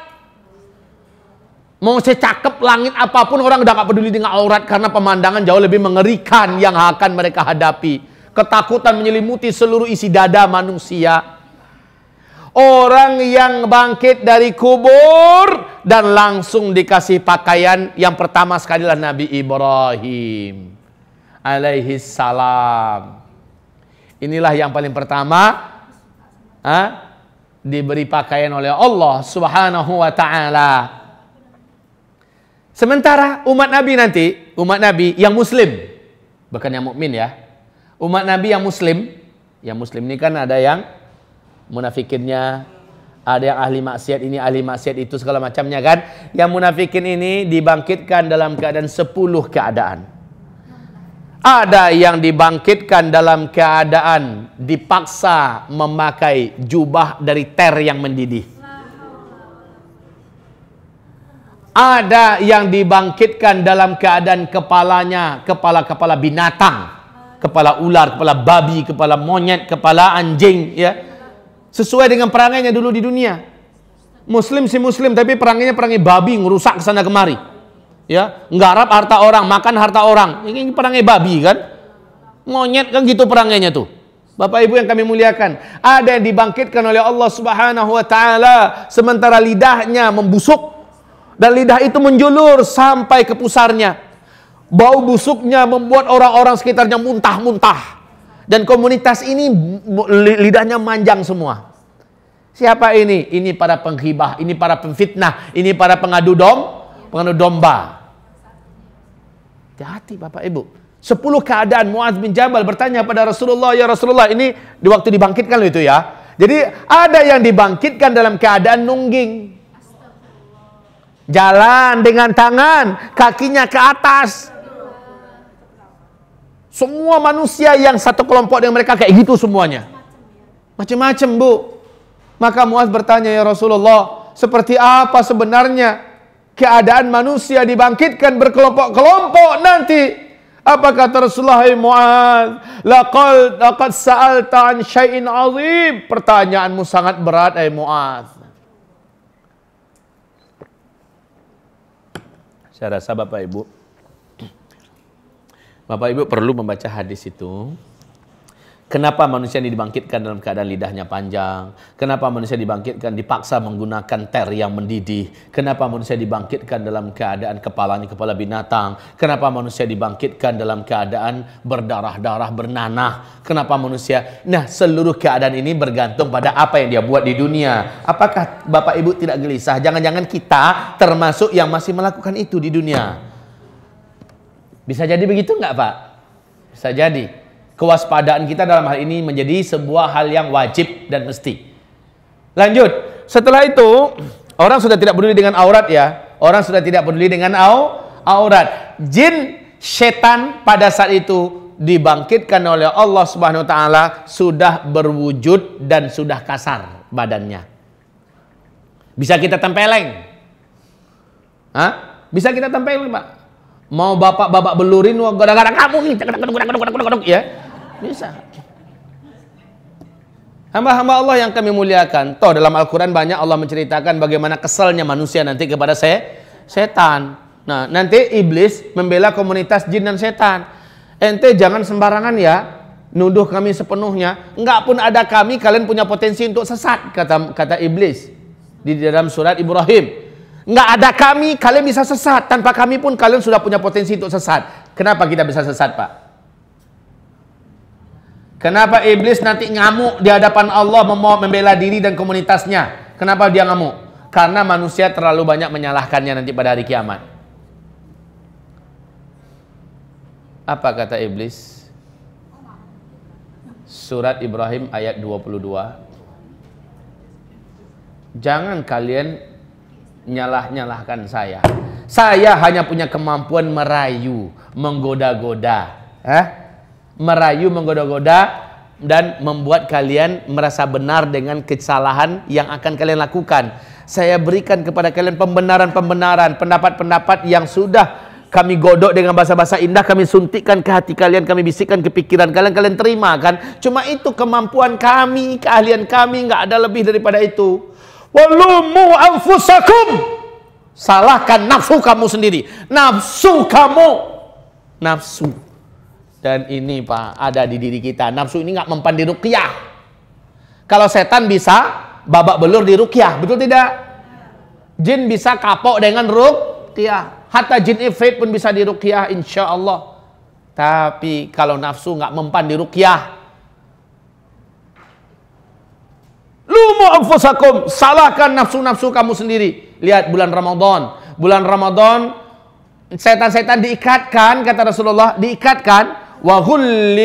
Wasuffidatis syayatin, ya kan? Seluruh setan-setan diikat, tapi masih banyak nggak orang di luar melakukan berbagai macam maksiat, dosa ini, dosa itu. Kenapa? Setannya kan udah diikat. Yang diikat mah setan, tapi nafsunya diikat kagak? Puasalah cara untuk mengikatnya. Puasalah cara untuk melunak dan menjinakkannya. Ibaratullah, ma'asyiral muslimin wal muslimat. Lanjut di pada masyar. Belum kepada masyar nih, masih di situ. Ada satu rombongan yang dapat keistimewaan. Rombongan ini mereka-mereka yang baru saja bangkit, langsung ditutup seluruh auratnya dengan jubah kemuliaan. Diberikan kepadanya seluruh tanda-tanda kemuliaan, kehormatan. Ya, siapakah mereka? Mereka adalah umatku yang akan masuk surga tanpa hisab. Kalau orang semuanya ngumpul di padang mahsyar, kelompok ini enggak, cuma numpang lewat doang. Dia enggak akan dihisab di padang mahsyar, kagak bakalan ditanya itu harta ente dapat daripada mana, ente pergikan kemana, tidak akan ditanya sama sekali. Ya. Ilmu ente tidak akan ditanya. Orang-orang ini jumlahnya udah dibatasin oleh Rasulullah. Rasulullah menceritakan, pertama sih cuma 70.000 orang. Lalu aku berdoa nanti di padang mahsyar agar Allah tambah. Lalu Allah menambahkan, ya, menjadi 4.900.000. Ya, lalu aku berdoa lagi, Allah tambahkan lagi. Kata Rasulullah SAW, ya, Allah tambahkan lagi 3 kali cidukan. Nggak tahu nih, nggak ngerti saya 3 kali cidukan itu apakah 3 kali lipat dari 4.900.000 atau bagaimana. Pokoknya fahthu thalatha hasayat, Setelah itu Allah berkata, "Hai Muhammad, nggak ada lagi minta tambah ya, cukup." Jadi orang kayak gini nih, pas kita bangkit dari kubur langsung dimasukkan ke kendaraan khusus. Ke kendaraan khusus, sudahlah diberikan pakaian kehormatan, dimasukkan ke kendaraan, orang jalan. Sementara ini sudah bersenang-senang di atas kendaraan kemewahan, di mana mereka seperti utusan raja yang disambut dengan kemuliaan. Ya, dengan mobil pula. Dengan spesial kendaraan, ya, kendaraan yang sangat khas, nggak tahu tuh entah apa jenis kendaraannya. Yang jelas tidak akan kepanasan, tidak akan keanginan, ya. Seperti apa kendaraannya nanti kita ceritakan di padang mahsyar. Ya, siapa tahu di antara Bapak Ibu ada yang dapat spesial macam ini. SMS kami ya. Kasih tahu kita. Saya nggak tahu seperti apa nanti jenis kendaraan itu. Amin ya Allah, ibu doakan saya, nanti saya SMS sama ibu. Ternyata kayak gini loh. Hamba-hamba Allah yang kami muliakan, jumlahnya udah jelas. 4.900.000 ini angka yang jelas. Kemudian 3 kali cidukan yang kami nggak paham. Ciri-cirinya sudah kami uraikan dulu. Tolong lihat di YouTube. Di ini ada ya, di Al-Hujjah Al-Jidah TV channel juga ada, di Uzma TV channel juga ada. Silahkan nanti dilihat di YouTube. Siapa-siapakah orang-orang yang dapat perlakuan istimewa itu? Secara ringkas saya sebutkan aja supaya Bapak Ibu tidak penasaran. Ya. 1, mukmin harus orang mukmin. Yang mana dia mengimani seluruh isi Al-Quran tanpa ada yang dibenci, tanpa ada yang didiskriminasinya, tanpa ada yang ditolaknya. Dan dia yang kedua, dia mengamalkan semua perintah-perintah Allah yang wajib-wajib yang dia sanggup untuk mengamalkannya. Kan ada orang miskin, wajib haji kan hanya untuk orang kaya. Berarti orang miskin nggak wajib buatnya haji. Kan gitu. Baik, ini yang kedua. Yang ketiga, orangnya yaitu yang mengetahui amalan-amalan sunnah dan dia istiqomah mengerjakan amalan itu. Kalau kita banyaknya tahu tapi banyak yang belum mengerjakan, betul apa betul? Iya. Jadi udah masuk apa belum kelompok ini? Udah jujur aja deh. Ya, jadi dia tahu amalan sunnah apa, lalu dia mencintai amalan itu dan dia istiqomah mengerjakannya. Tahajud, walaupun cuma duha, walaupun hanya witir, dia kerjakan. Duha, dia tahu keutamaan duha, walaupun hanya 2 rakaat, pokoknya tetap dia kerjakan.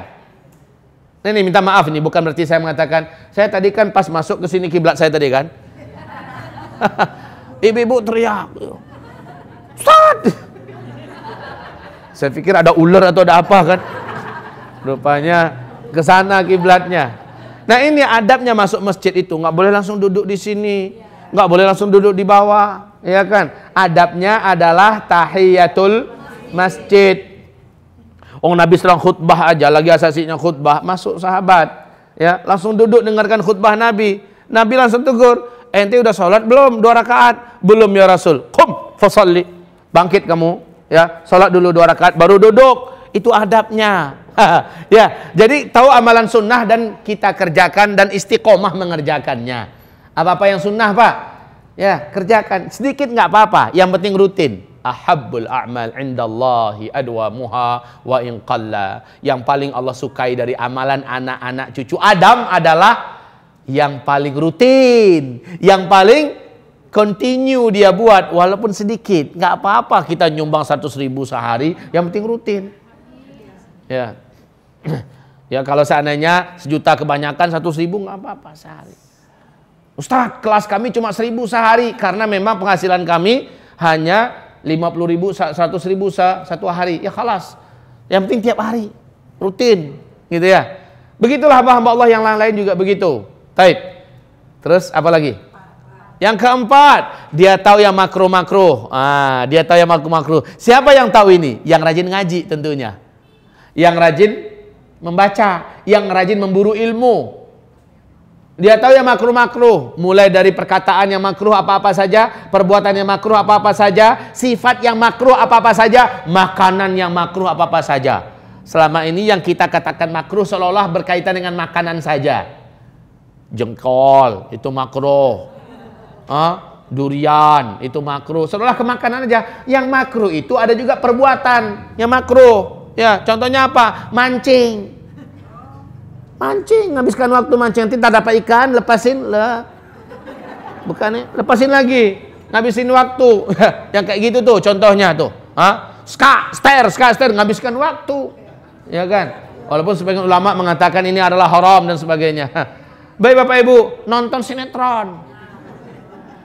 Anggaplah kayak gitu-gitu aja dulu. Jadi ada perbuatan, ada perkataan yang makruh. Ngapain tuh perkataan-perkataan yang makruh? Ngalur ngidur cerita tentang hal-hal yang tidak bermanfaat, tidak berguna. Baik Bapak Ibu.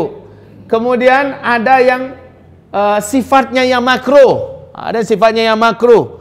Yang umpamanya pas ngeliat orang tuh ngapain gitu-gitu. Maaf ini antara dia dengan monkey mirip.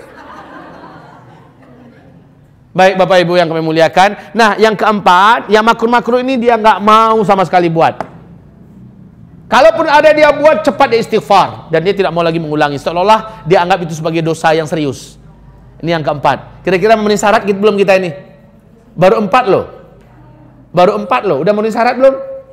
Udah tahu diri aja deh. Tapi memungkinkan nggak kalau kita mempunyai tekad? Ini bukan hal yang mustahil loh ya. Yang kelima ini dari hadis, yaitu tidak percaya dengan yang namanya sial. Nama pembawa sial, angka pembawa sial, hari sial, arah rumah sial, atau apa-apa yang ada unsur-unsur sialnya, dia nggak percaya. Dia nggak percaya sama sekali ini tanda-tanda sial. Burung gagak hitam berbunyi di tengah malam, ayam jantan berkokok jam 12 malam, tandanya sial dan segala macamnya. Nggak percaya, dia nggak percaya. Ya, dia tolak itu semua. Oke, yang keenam, dia tidak mau meminta dirinya agar diruqyah. Meminta agar dirinya diruqyah. Tapi ruqyah bukan haram loh. Ada ruqyah yang syar'iyah. Cuma kalau dia minta diruqyah gimana? Macam saya. Saya sendiri Bapak Ibu, saya tidak jarang-jarang minta agar diruqyah oleh istri saya. Diruqyah oleh anak-anak saya. Ayo nak tolong ruqyah papa. Ya. Mereka meruqyah, istri saya meruqyah. Bukankah ruqyah bisa dilakukan untuk diri sendiri? Ya bisa, yang sebaiknya itu. Kan kadang-kadang ada orang yang nggak bisa meruqyah dirinya sendiri. Nah, ini bukan berarti orang ini nggak masuk surga loh. Hanya tidak masuk surga tanpa hisab. Kalau yang keenam ini dia miliki, yang 5 lainnya harus dia miliki juga dong. Kadang-kadang kan orang ngandalkan yang keenam doang, lalu perasaannya bisa masuk surga tanpa hisab. Kepedean itu namanya. Ya, terlalu pede. Hanya kadang-kadang nggak mau diruqyah, nggak mau minta ruqyah, lalu sudah merasa dirinya masuk surga tanpa Yang lain itu digabung dulu semuanya. 1, 2, 3, 4, 5 yang tadi. Ini baru yang 6. Dan yang terakhir ke-7, tidak mau berobat dengan kai. Nggak mau berobat dengan kai. Kai itu adalah kalau zaman Nabi dulu besi yang dipanaskan untuk ngobati kudis, kurap, bisul, luka yang menganga segala macamnya. Karena itu termasuk pengobatan yang nyakitin, ya. Kai. Kalau zaman sekarang dengan laser. Kalau dalam zaman sekarang kayak apa nama? Kemoterapi, ya. Operasi-operasi, ya. Ini termasuk jenis-jenis kai dan sebagainya. Bukan ini haram ya, ini jangan dikatakan haram ya. Bolehkah berobat dengan operasi? Kenapa tidak boleh? Bolehkah berobat kita dengan apa? Kemoterapi segala macamnya. Tetapi ini termasuk pengobatan yang menzalimi diri sendiri. Betul atau tidak? Menzalimi. Dan orang-orang yang beriman nggak mau. Ini dia 7. Oke. Dia akan mendapat perlakuan istimewa mulai dari dia dibangkitkan. Lalu dia melintas. Nah, ini dia melintas. Oke, kita lupakan dulu orang yang istimewa ini.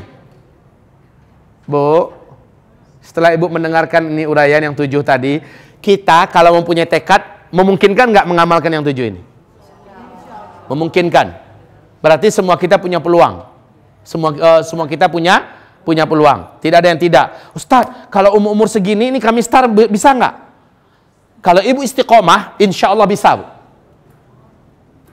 Tolong, Bunda. Yang pertama apa tadi? Oh, daya ingatan tulisannya kuat ya.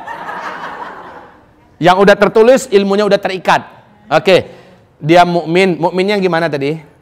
Mengimani seluruh isi Al-Qur'an dan tuntunan Rasulullah sallallahu alaihi wasallam. Yang kedua apa? Apa? Yang kedua? Yang wajib-wajib.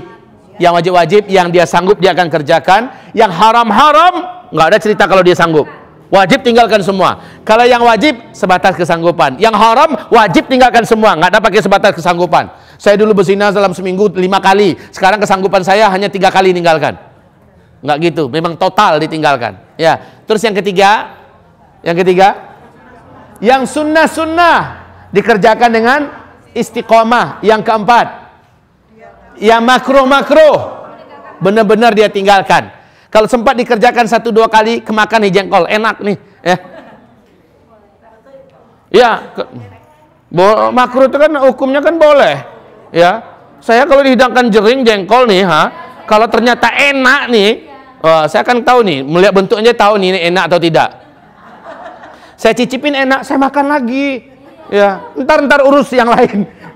Pokoknya, tapi ini termasuk tipe orang yang tidak akan bisa masuk kelompok ini. Tapi kalau saya mau, kalau saya bertekad, mulai kapan saya bertekad nih, nggak pengen tunggu-tunggu waktu Pak, mulai saat itu mulai dihitung oleh Allah.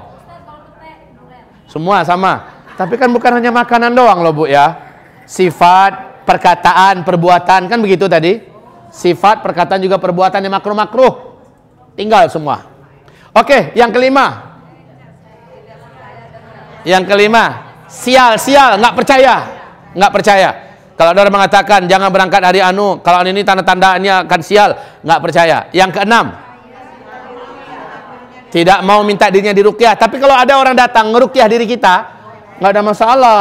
Akan terganggu nggak dia dari kelompok yang 7? Enggak. Ya. Yang ke-7 terakhir. Dan kita punya peluang. Ya, itu dia. Tidak mau berbuat dengan kiai, kita punya peluang untuk masuk ke dalam komunitas ini. Yang penting punya azam yang besar. Saya lihat ini adalah orang-orang yang memang punya azam, tekad yang besar. Insya Allah dia bisa. Waktu tanya jawab kita sampai zuhur ya. Bisa tanya jawab sekarang, silakan kalau ada yang mau tanya jawab. Kalau tidak kita lanjutkan. Ya. Bismillahirrahmanirrahim.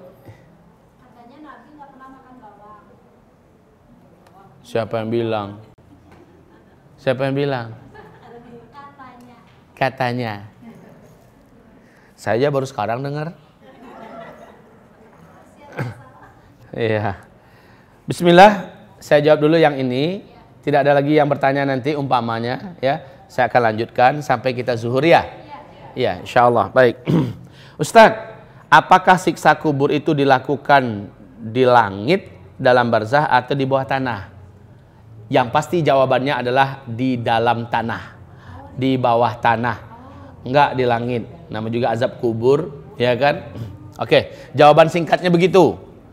Kemudian, Ustadz, apakah benar seluruh makhluk hidup akan bahkan termasuk malaikat akan mati? Kecuali hanya Allah sendirian. Lalu apakah benar padang mahsyar itu adanya di Arafah, Mekah Mukarramah? Tidak benar. Arafah kekecilan. Ya, padang mahsyar itu tidak tahu ujungnya sampai di mana. Tidak tahu tepinya mana, pangkalnya mana, ujungnya mana. Dan itu datar. Ya. Sementara bumi yang ada ini sudah Allah musnahkan, semusnah-musnahnya. Maka tidak ada lagi bumi yang ada ini, nggak ada, ya kan? Oke. Lain. Kita bacakan ayat yang tadi lagi. Yauma tubaddalul ardu ghairal ardi. Pada hari itu tubaddal. Ini adalah fi'il mudhari' mabni lil majhul. Artinya adalah diganti. Pada hari itu bumi diganti. Kalau diganti berarti yang lama udah nggak ada dong, atau udah dibuang, udah afkir, ya, baru diganti yang baru, kan begitu Pak? Kecuali kalau diperbaiki, direnovasi itu lain lagi, ya. Ini diganti, ya udah, ya. Tubaddalul ardu ghairal ardi. Bukan lagi bumi yang ada sekarang ini, jelas dari ayat. Terus, Ustadz, bagaimana dengan nasib bangsa ini setelah yang Setelah yang salah jadi benar, yang benar jadi salah, yang kini terjadi termasuk kasus penista agama, buka kurung Ahok tutup kurung. Apakah Indonesia akan menjadi seperti Suriah, Aleppo dan Palestina? Apa yang harus kami lakukan agar selamat dan terhindar dari Fir'aun dunia? Gabung segera dengan Nabi Musa. Gabung segera dengan Nabi Musa. Kalau ini mengatakan ini Fir'aun dunia, apa yang harus kami lakukan supaya selamat? Jangan gabung dengan Fir'aun. Yang punya media massa Fir'aun enggak? Iya. Yang punya kekuatan militer Fir'aun enggak? Iya. Musa punya kekuatan militer enggak? Enggak. Musa punya media massa enggak? Enggak. Musa mempunyai makar ini itu segala macam enggak? Lugu. Ya. Musa itu tergantung instruksi dari langit, gimana arahan dari langit. Nah, Bani Israel yang ikut dengan Musa, padahal Musa nggak punya apa-apa, nggak punya kekuatan apa-apa. Ternyata yang dikaramkan, yang dihabisi pada akhirnya Musa atau Fir'aun? Maka kalau mau selamat gabung dengan Musa. Sekarang Musanya siapa? Para ulama. Gabunglah dengan para ulama. Tapi ulama yang benar, bukan ulama jadi-jadian. Ya, ulama yang benar adalah yang membela kemuliaan Al-Quran, yang membela kemuliaan negeri, tanah air, bangsa, agama. Ini yang ulama sebenar-benarnya. Imam Syafi'i ditanya beliau ini oleh muridnya, wahai guru, nanti di masa-masa fitnah siapa yang harus kami ikuti? Jawaban beliau adalah para ulama. Ulama yang macam mana yang akan kami ikuti? Ulama yang panah-panah fitnah penguasa banyak ditembakkan ke arahnya. Ulama yang macam gini nih yang akan didengar, yang akan diikuti. Ya, insya Allah Allah selamatkan. Walaupun dia nggak punya senjata, walaupun dia nggak punya power, nggak punya media massa, nggak punya apa-apa, ini akan diikuti. Ya, baik Bapak Ibu yang kami muliakan. Apakah Indonesia akan seperti Syria dan semacamnya? Mudah-mudahan saja tidak. Tetapi arahnya kemana? Iya. Arahnya memang iya. Kalau mudah-mudahan kan harapan dan doa kita ya Pak ya. Arah-arahnya sih iya. Tetapi harapan kita kepada Allah, semoga Allah menangkan segera Musa dan para ulama kita ini, dan Allah karamkan Fir'aun. Ya. Saya nggak sebut nama ya, Fir'aun itu siapa.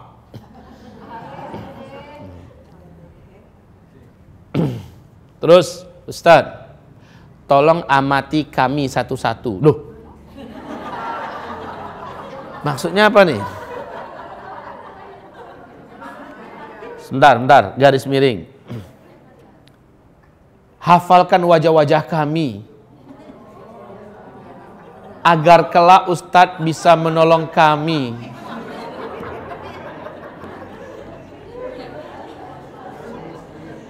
Memasukkan kami ke dalam surga. Bapak Ibu, saya sendiri belum tahu nasib ini akan bagaimana. Hamba Allah yang bicara ini mungkin saja bersih menurut Bapak Ibu, tetapi menurut Allah mungkin yang berbicara ini kotor. Bisa jadi Bapak akan melihat di dalam neraka, ya Allah bukan hamba ya Rob. Ya Rob, jangan hamba ya Rob. Kan nanti dalam neraka, orang-orang pada heran dalam neraka karena ada seorang lelaki yang diikat dengan rantai, sementara isi perutnya bluer keluar ya. Seluruhnya, sampai-sampai ususnya itu diseret-seretnya di dalam dasar neraka jahanam. Orang-orang di neraka pada bertanya, bukankah kamu Buya Anu? Bukankah kamu Ustadz Anu, Kiai Anu? Iya, kenapa kamu di dalam neraka bersama kami? Saya hanya asik ngajak kalian, sementara ajakan saya tidak saya lakukan untuk diri saya.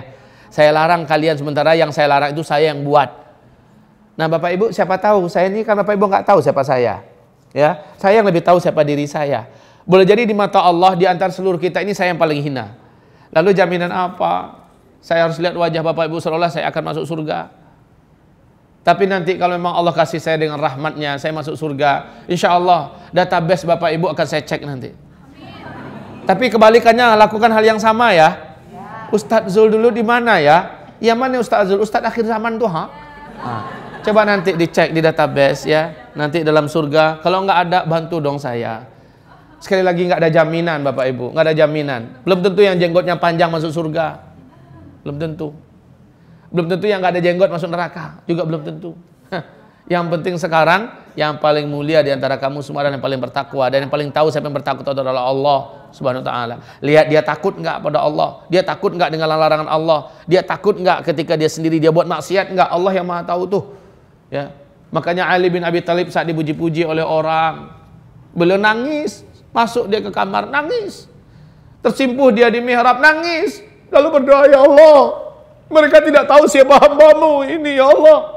Mereka menyangka hamba dengan sangkaan-sangkaan yang baik, padahal hamba adalah hamba yang seperti apa, sehina apa, aib hamba mereka tidak tahu, karena Engkau aja masih menutupi aib hamba, ya Allah. Ini Ali loh berdoa, Ali. Siapa lagi? Zulkifli, Muhammad Ali, numpang nama doang di belakang. Nggak ada apa-apanya.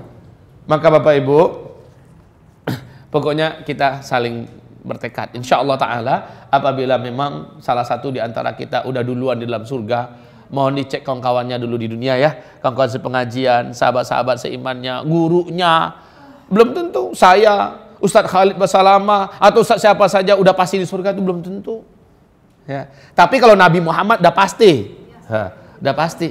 Oke, baik. Pertanyaan berikutnya, mau minta nomor HP Ustadz?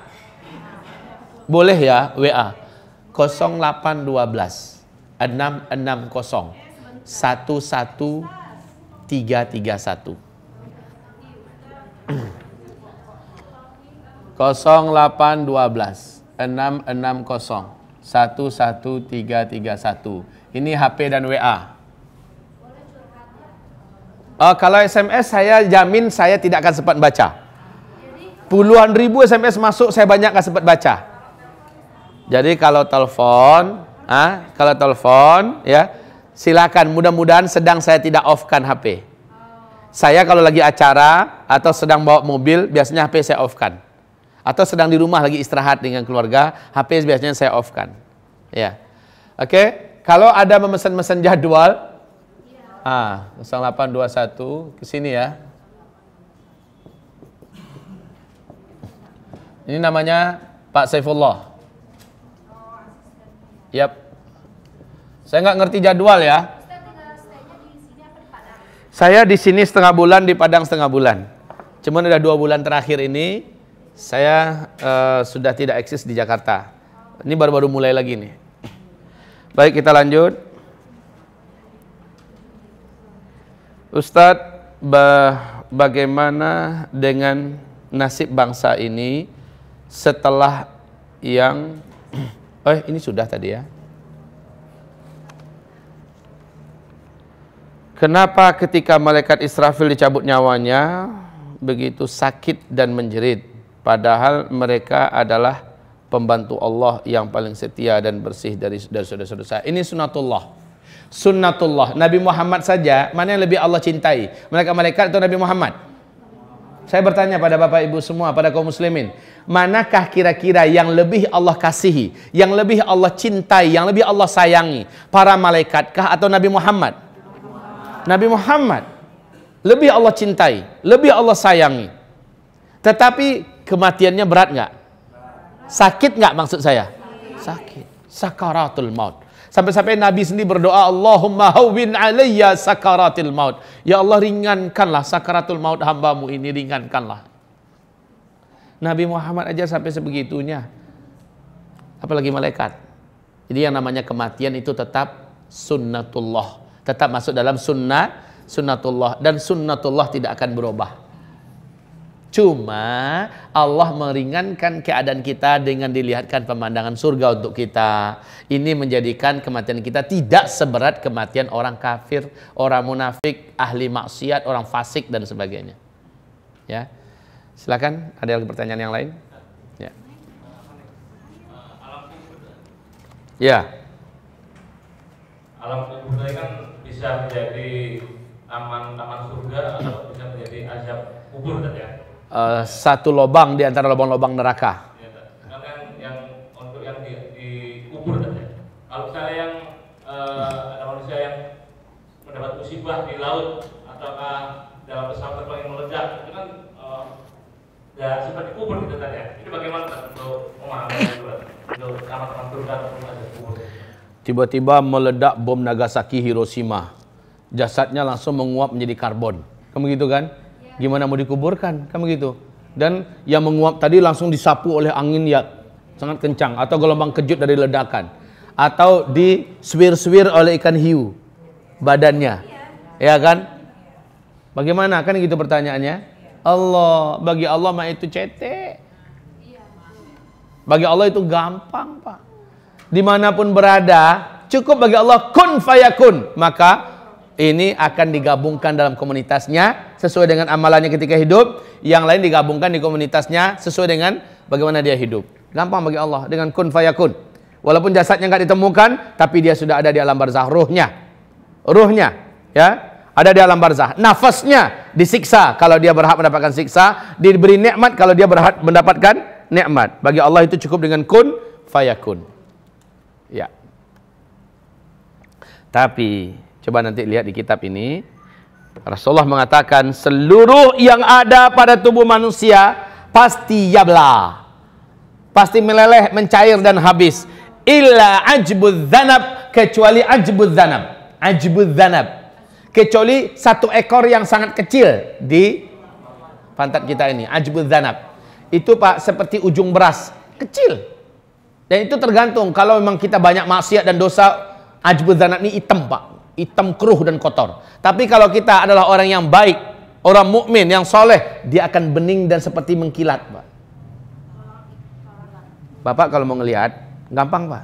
Sesekali nggak apa-apa, di mana dia ada kebudayaan yang membakar orang mati. Coba Bapak deh, bakar orang mati, dilihat itu orangnya betul-betul dibakar sampai jadi debu. Kan begitu, Pak, ya? Nah, debu itu nanti Bapak saring. Nanti ada yang satu yang nggak akan masuk dalam saringan, dan itulah ajbudz dzanab itu. Kata Rasulullah, dia tidak akan pernah hancur diapakan pun. Di bom atom sekalipun dia tidak akan hancur. Ya, dia tidak akan hancur. Dibakar berapa ribu derajat Celcius pun tidak akan hancur. Ya, ditumbuk dengan besi baja seberapa pun tidak akan hancur. Ajbudz dzanab. Namanya ajbudz dzanab. Nah, setiap manusia database-nya tentang kehidupannya, sifatnya, karakter fisiknya, segala macamnya ada di situ, Pak. Nah, itu yang dijadikan sebagai bibit, disiram oleh air ketika sangkakala kedua ditiup, dari situ akan tumbuh kembali tulang, daging, darah, segala macamnya. Dan semua data-data dari kehidupannya itu kembali ke sana. Subhanallah ya, Pak, ya. Inilah dia teknologi Allah Subhanahu wa ta'ala. Ya.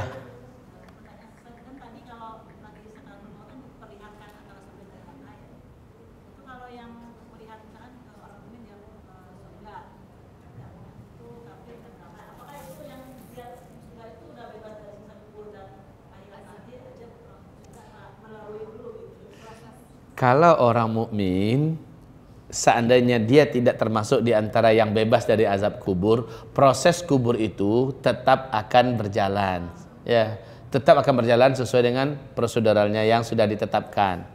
Yang tidak akan menjalani prosedural itu adalah orang-orang yang syahid di medan tempur. Kenapa? Sebaik dia meninggal dunia, para malaikat sudah berbaris-baris. Ya, dan dia langsung diiring-iringi oleh malaikat. Kemudian para istri-istri dalam surga sudah berdandan dan menghias dirinya. Ya, untuk orang-orang yang syahid. Ayo para suami-suami dunia, istri-istrimu di surga sudah menanti jika engkau syahid.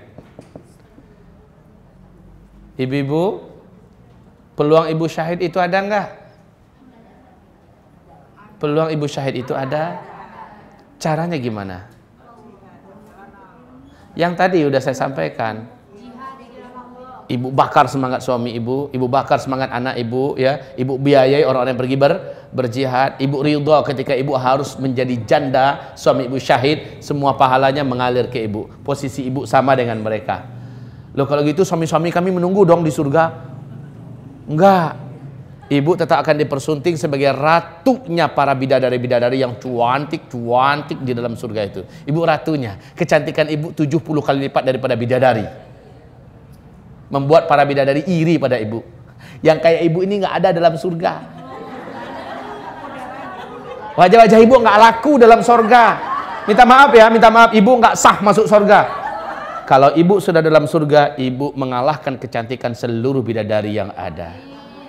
Subhanallah. Beruntunglah suami ibu yang ternyata kembali bisa mempersunting ibu sebagai istrinya nanti.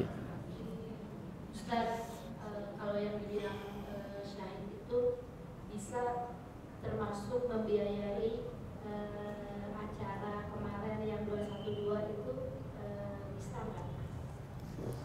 Seperti yang akan Kalau kemarin itu Bu, nilainya bukan sedekah. Bukan. Tapi nilai yang kemarin itu adalah infak fi sabilillah. Yang paling tinggi di sisi Allah itu pahalanya adalah infak fi sabilillah. Sedekah kalah, Bu. Kalau sedekah cuma 10 kali lipat garansinya dalam Al-Quran. Tapi kalau infak berapa? Startnya 700 kali lipat. Itu baru startnya itu.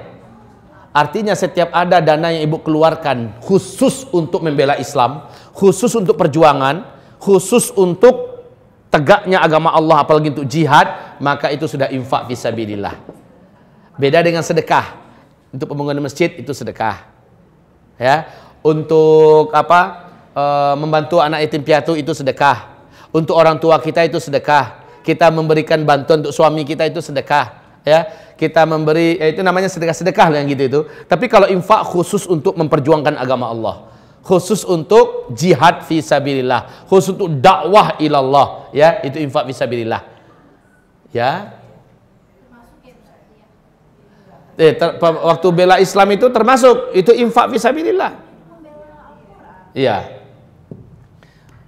Nah sekarang yang ulama kita lagi dihujat, dikriminalisasi segala macamnya itu kan salah satu buah daripada para ulama menampung infak dari umat. Masya Allah, ini akhir zaman habis dah nih. Iya, ini akhir zaman habis. Akan datang suatu zaman pada umatku di mana para ulama nanti akan difitnah. Ini di mana-mana sudah terjadi, bukan hanya di Indonesia loh ini. Silahkan.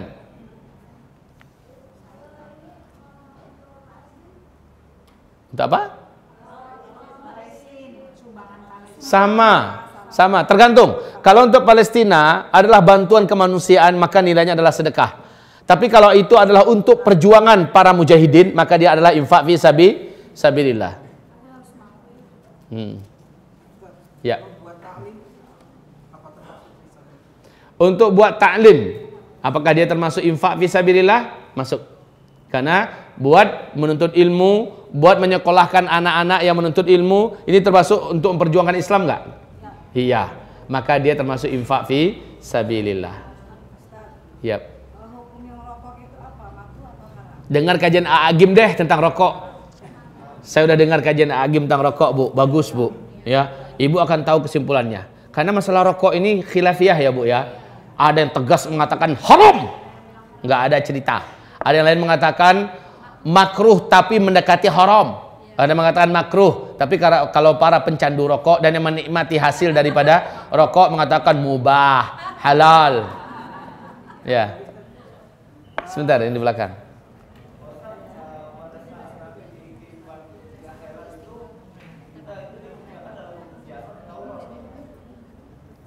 Kita diciptakan dalam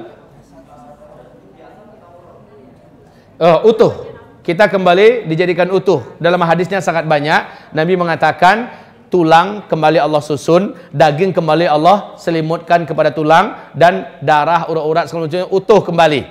Dan usia kita ketika itu sebaya-sebaya. Usia kita sebaya-sebaya. Hah? Menguap kenapa? Menua. Bapak kalau udah masuk di alam setelah tiupan yang kedua nanti, itu adalah alam di mana Bapak tidak akan lagi dimakan oleh usia. Utuh seusia itu. Kalau Bapak dalam surga, segitulah usia Bapak. Tidak akan pernah mengecil atau menua. Tidak akan dimakan oleh uban, tidak akan mengkeriput, tidak akan, Pak. Bahkan yang lebih kerennya adalah, maaf ini kalau saya cerita tentang surga, Pak ya. Yang lebih kerennya, hari ini Bapak kelihatan akan lebih muda daripada hari kemarin. Ya, dalam situ kan ada hari Jumatnya. Hari Jumat itu adalah hari pasar. Hari pasar itu orang-orang surga akan ketemu di pasar-pasar, di pasar-pasar surga. Ya, di situ akan gratis seluruhnya. Bapak nikmati semua fasilitas yang di sana, nikmati semua apa yang ada di sana, gratis, tis. Ya, kemudian angin surga di hari pasar itu, ketika Bapak pulang ke rumah, Bapak akan terkejut istri Bapak yang ada di dalam surga. Kenapa kamu lebih tampan daripada kemarin? Setiap kali Bapak pulang hari Jumat lebih tampan lagi dari sebelumnya, lebih muda lagi, dan lebih kuat lagi, lebih strong lagi, lebih macho lagi, Pak. Istri pun terkena angin surga di hari Jumat akan lebih cantik daripada sebelumnya. Pandai.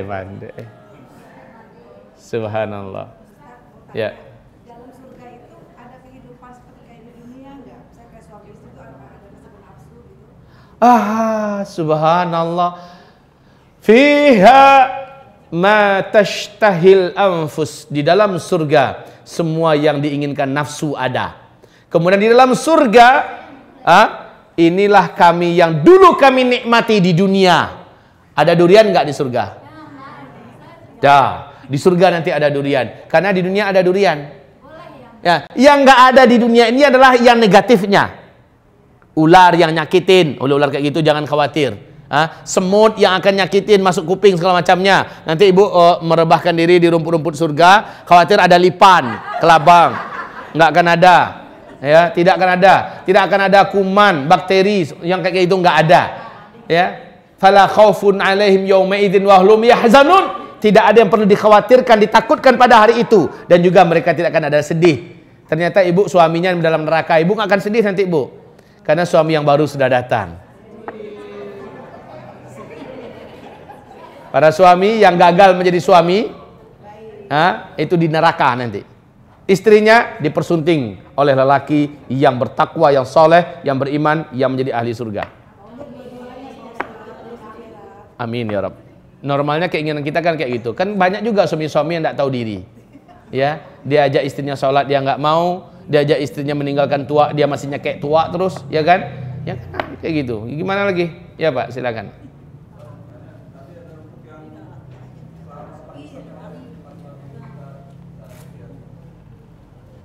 Minta diruqyah. Ya, kan kata hisab itu salah satunya dia tidak senang minta ruqyah. Sementara Nabi dan sahabat itu juga ada ruqyah kepada Allah. Selama sepanjang yang saya tahu itu, selama ruqyah syariah itu masih kata apa Ustaz? Selama ruqyah memang betul-betul mantra, tapi kalau dia bukan syariah itu ya nggak boleh. Gimana Ustaz? Iya benar, ruqyah itu nggak ada salahnya. Ya, ruqyah syariah malah dianjurkan. Toh Nabi juga menganjurkan sahabat-sahabatnya agar mintalah ruqyah sama si fulan, ruqyahlah sama si fulanah, kan begitu kan? Boleh. Hanya saja untuk yang level paling istimewa loh gitu. Ini kan level orang yang masuk surga tanpa hisab. Sementara kan ada yang masuk surga tapi dengan hisab. Kayaknya Pak, wallahu alam, level-level kita itu level yang kedua ini. Amin ya Rabb. Ya, masuk surga tapi dengan hisab. Hanya hisab orang yang beriman itu hisab yang ringan. Hisaban yasira. Hisab yang sangat gampang, nggak banyak ditanya oleh Allah. Cukup ngaku doang, iya ya Allah, hamba lakukan, iya ya Allah, cukup itu saja. Kemudian Allah nggak tanya, kenapa kamu lakukan? Kalau sempat itu Allah tanya, kenapa kamu lakukan, kata Rasulullah, itu pertanda orang ini akan diazab. Tapi orang beriman dia akan ditanya, tetapi tidak akan sampai disoalkan oleh Allah, dipermasalahkan. Kamu ngaku nggak sudah melakukan perbuatan yang tidak baik ini, yang ini nih? Ya ya Rob, hamba ngaku ya Rob. Sampai-sampai si hamba ini udah merasa lemes. Ini nggak mungkin saya nggak selamat nih. Karena yang kecil-kecil aja sampai ditunjukkan ke saya, kita akui itu nanti Pak. Tandanya kita memang orang yang beriman, orang yang jujur di dunia udah jujur gitu kan. Di akhirat kita jujur, ya ya Rob, hamba dulu ngaku, hamba dulu pernah melakukan, iya ya Rob, iya ya Rob. Tapi Allah nggak nanya kenapa. Ketika Allah nggak nanya, lalu tiba-tiba Allah perintahkan ambil kitab kamu. Ketika kita mengambilnya dengan kanan, Allah benarkan kitab itu untuk bisa kita capai dengan tangan kita. Kita keluar dari ruangan pertanyaan tanya jawab tadi dalam keadaan loncat-loncat, gembira, dalam keadaan sudah saling pamer amalan. Ha umuqra'u kitabiyah, lihat oleh kalian kitab saya ini. Untung saya dulu tahajud. Untung kalau saat itu udah boleh bangga-bangga dengan amalan Pak. Ya, gitu Pak.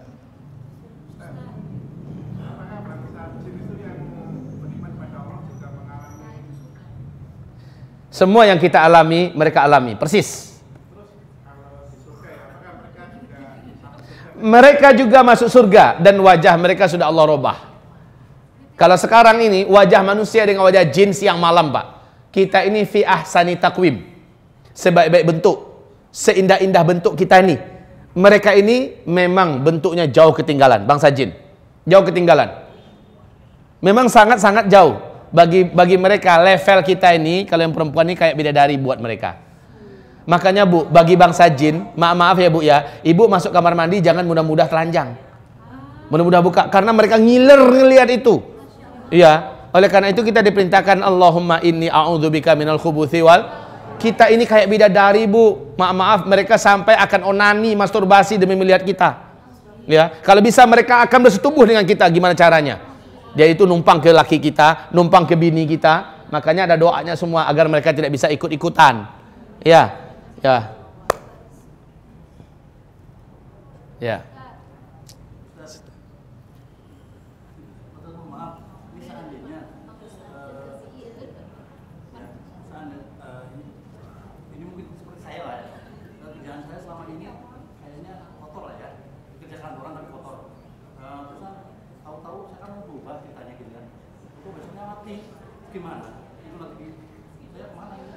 Asal Bapak sudah tobat nasuha, pokoknya Bapak tobat nasuha nih, langsung meninggal setelah tobat nasuha. Bapak dalam keadaan putih, Pak.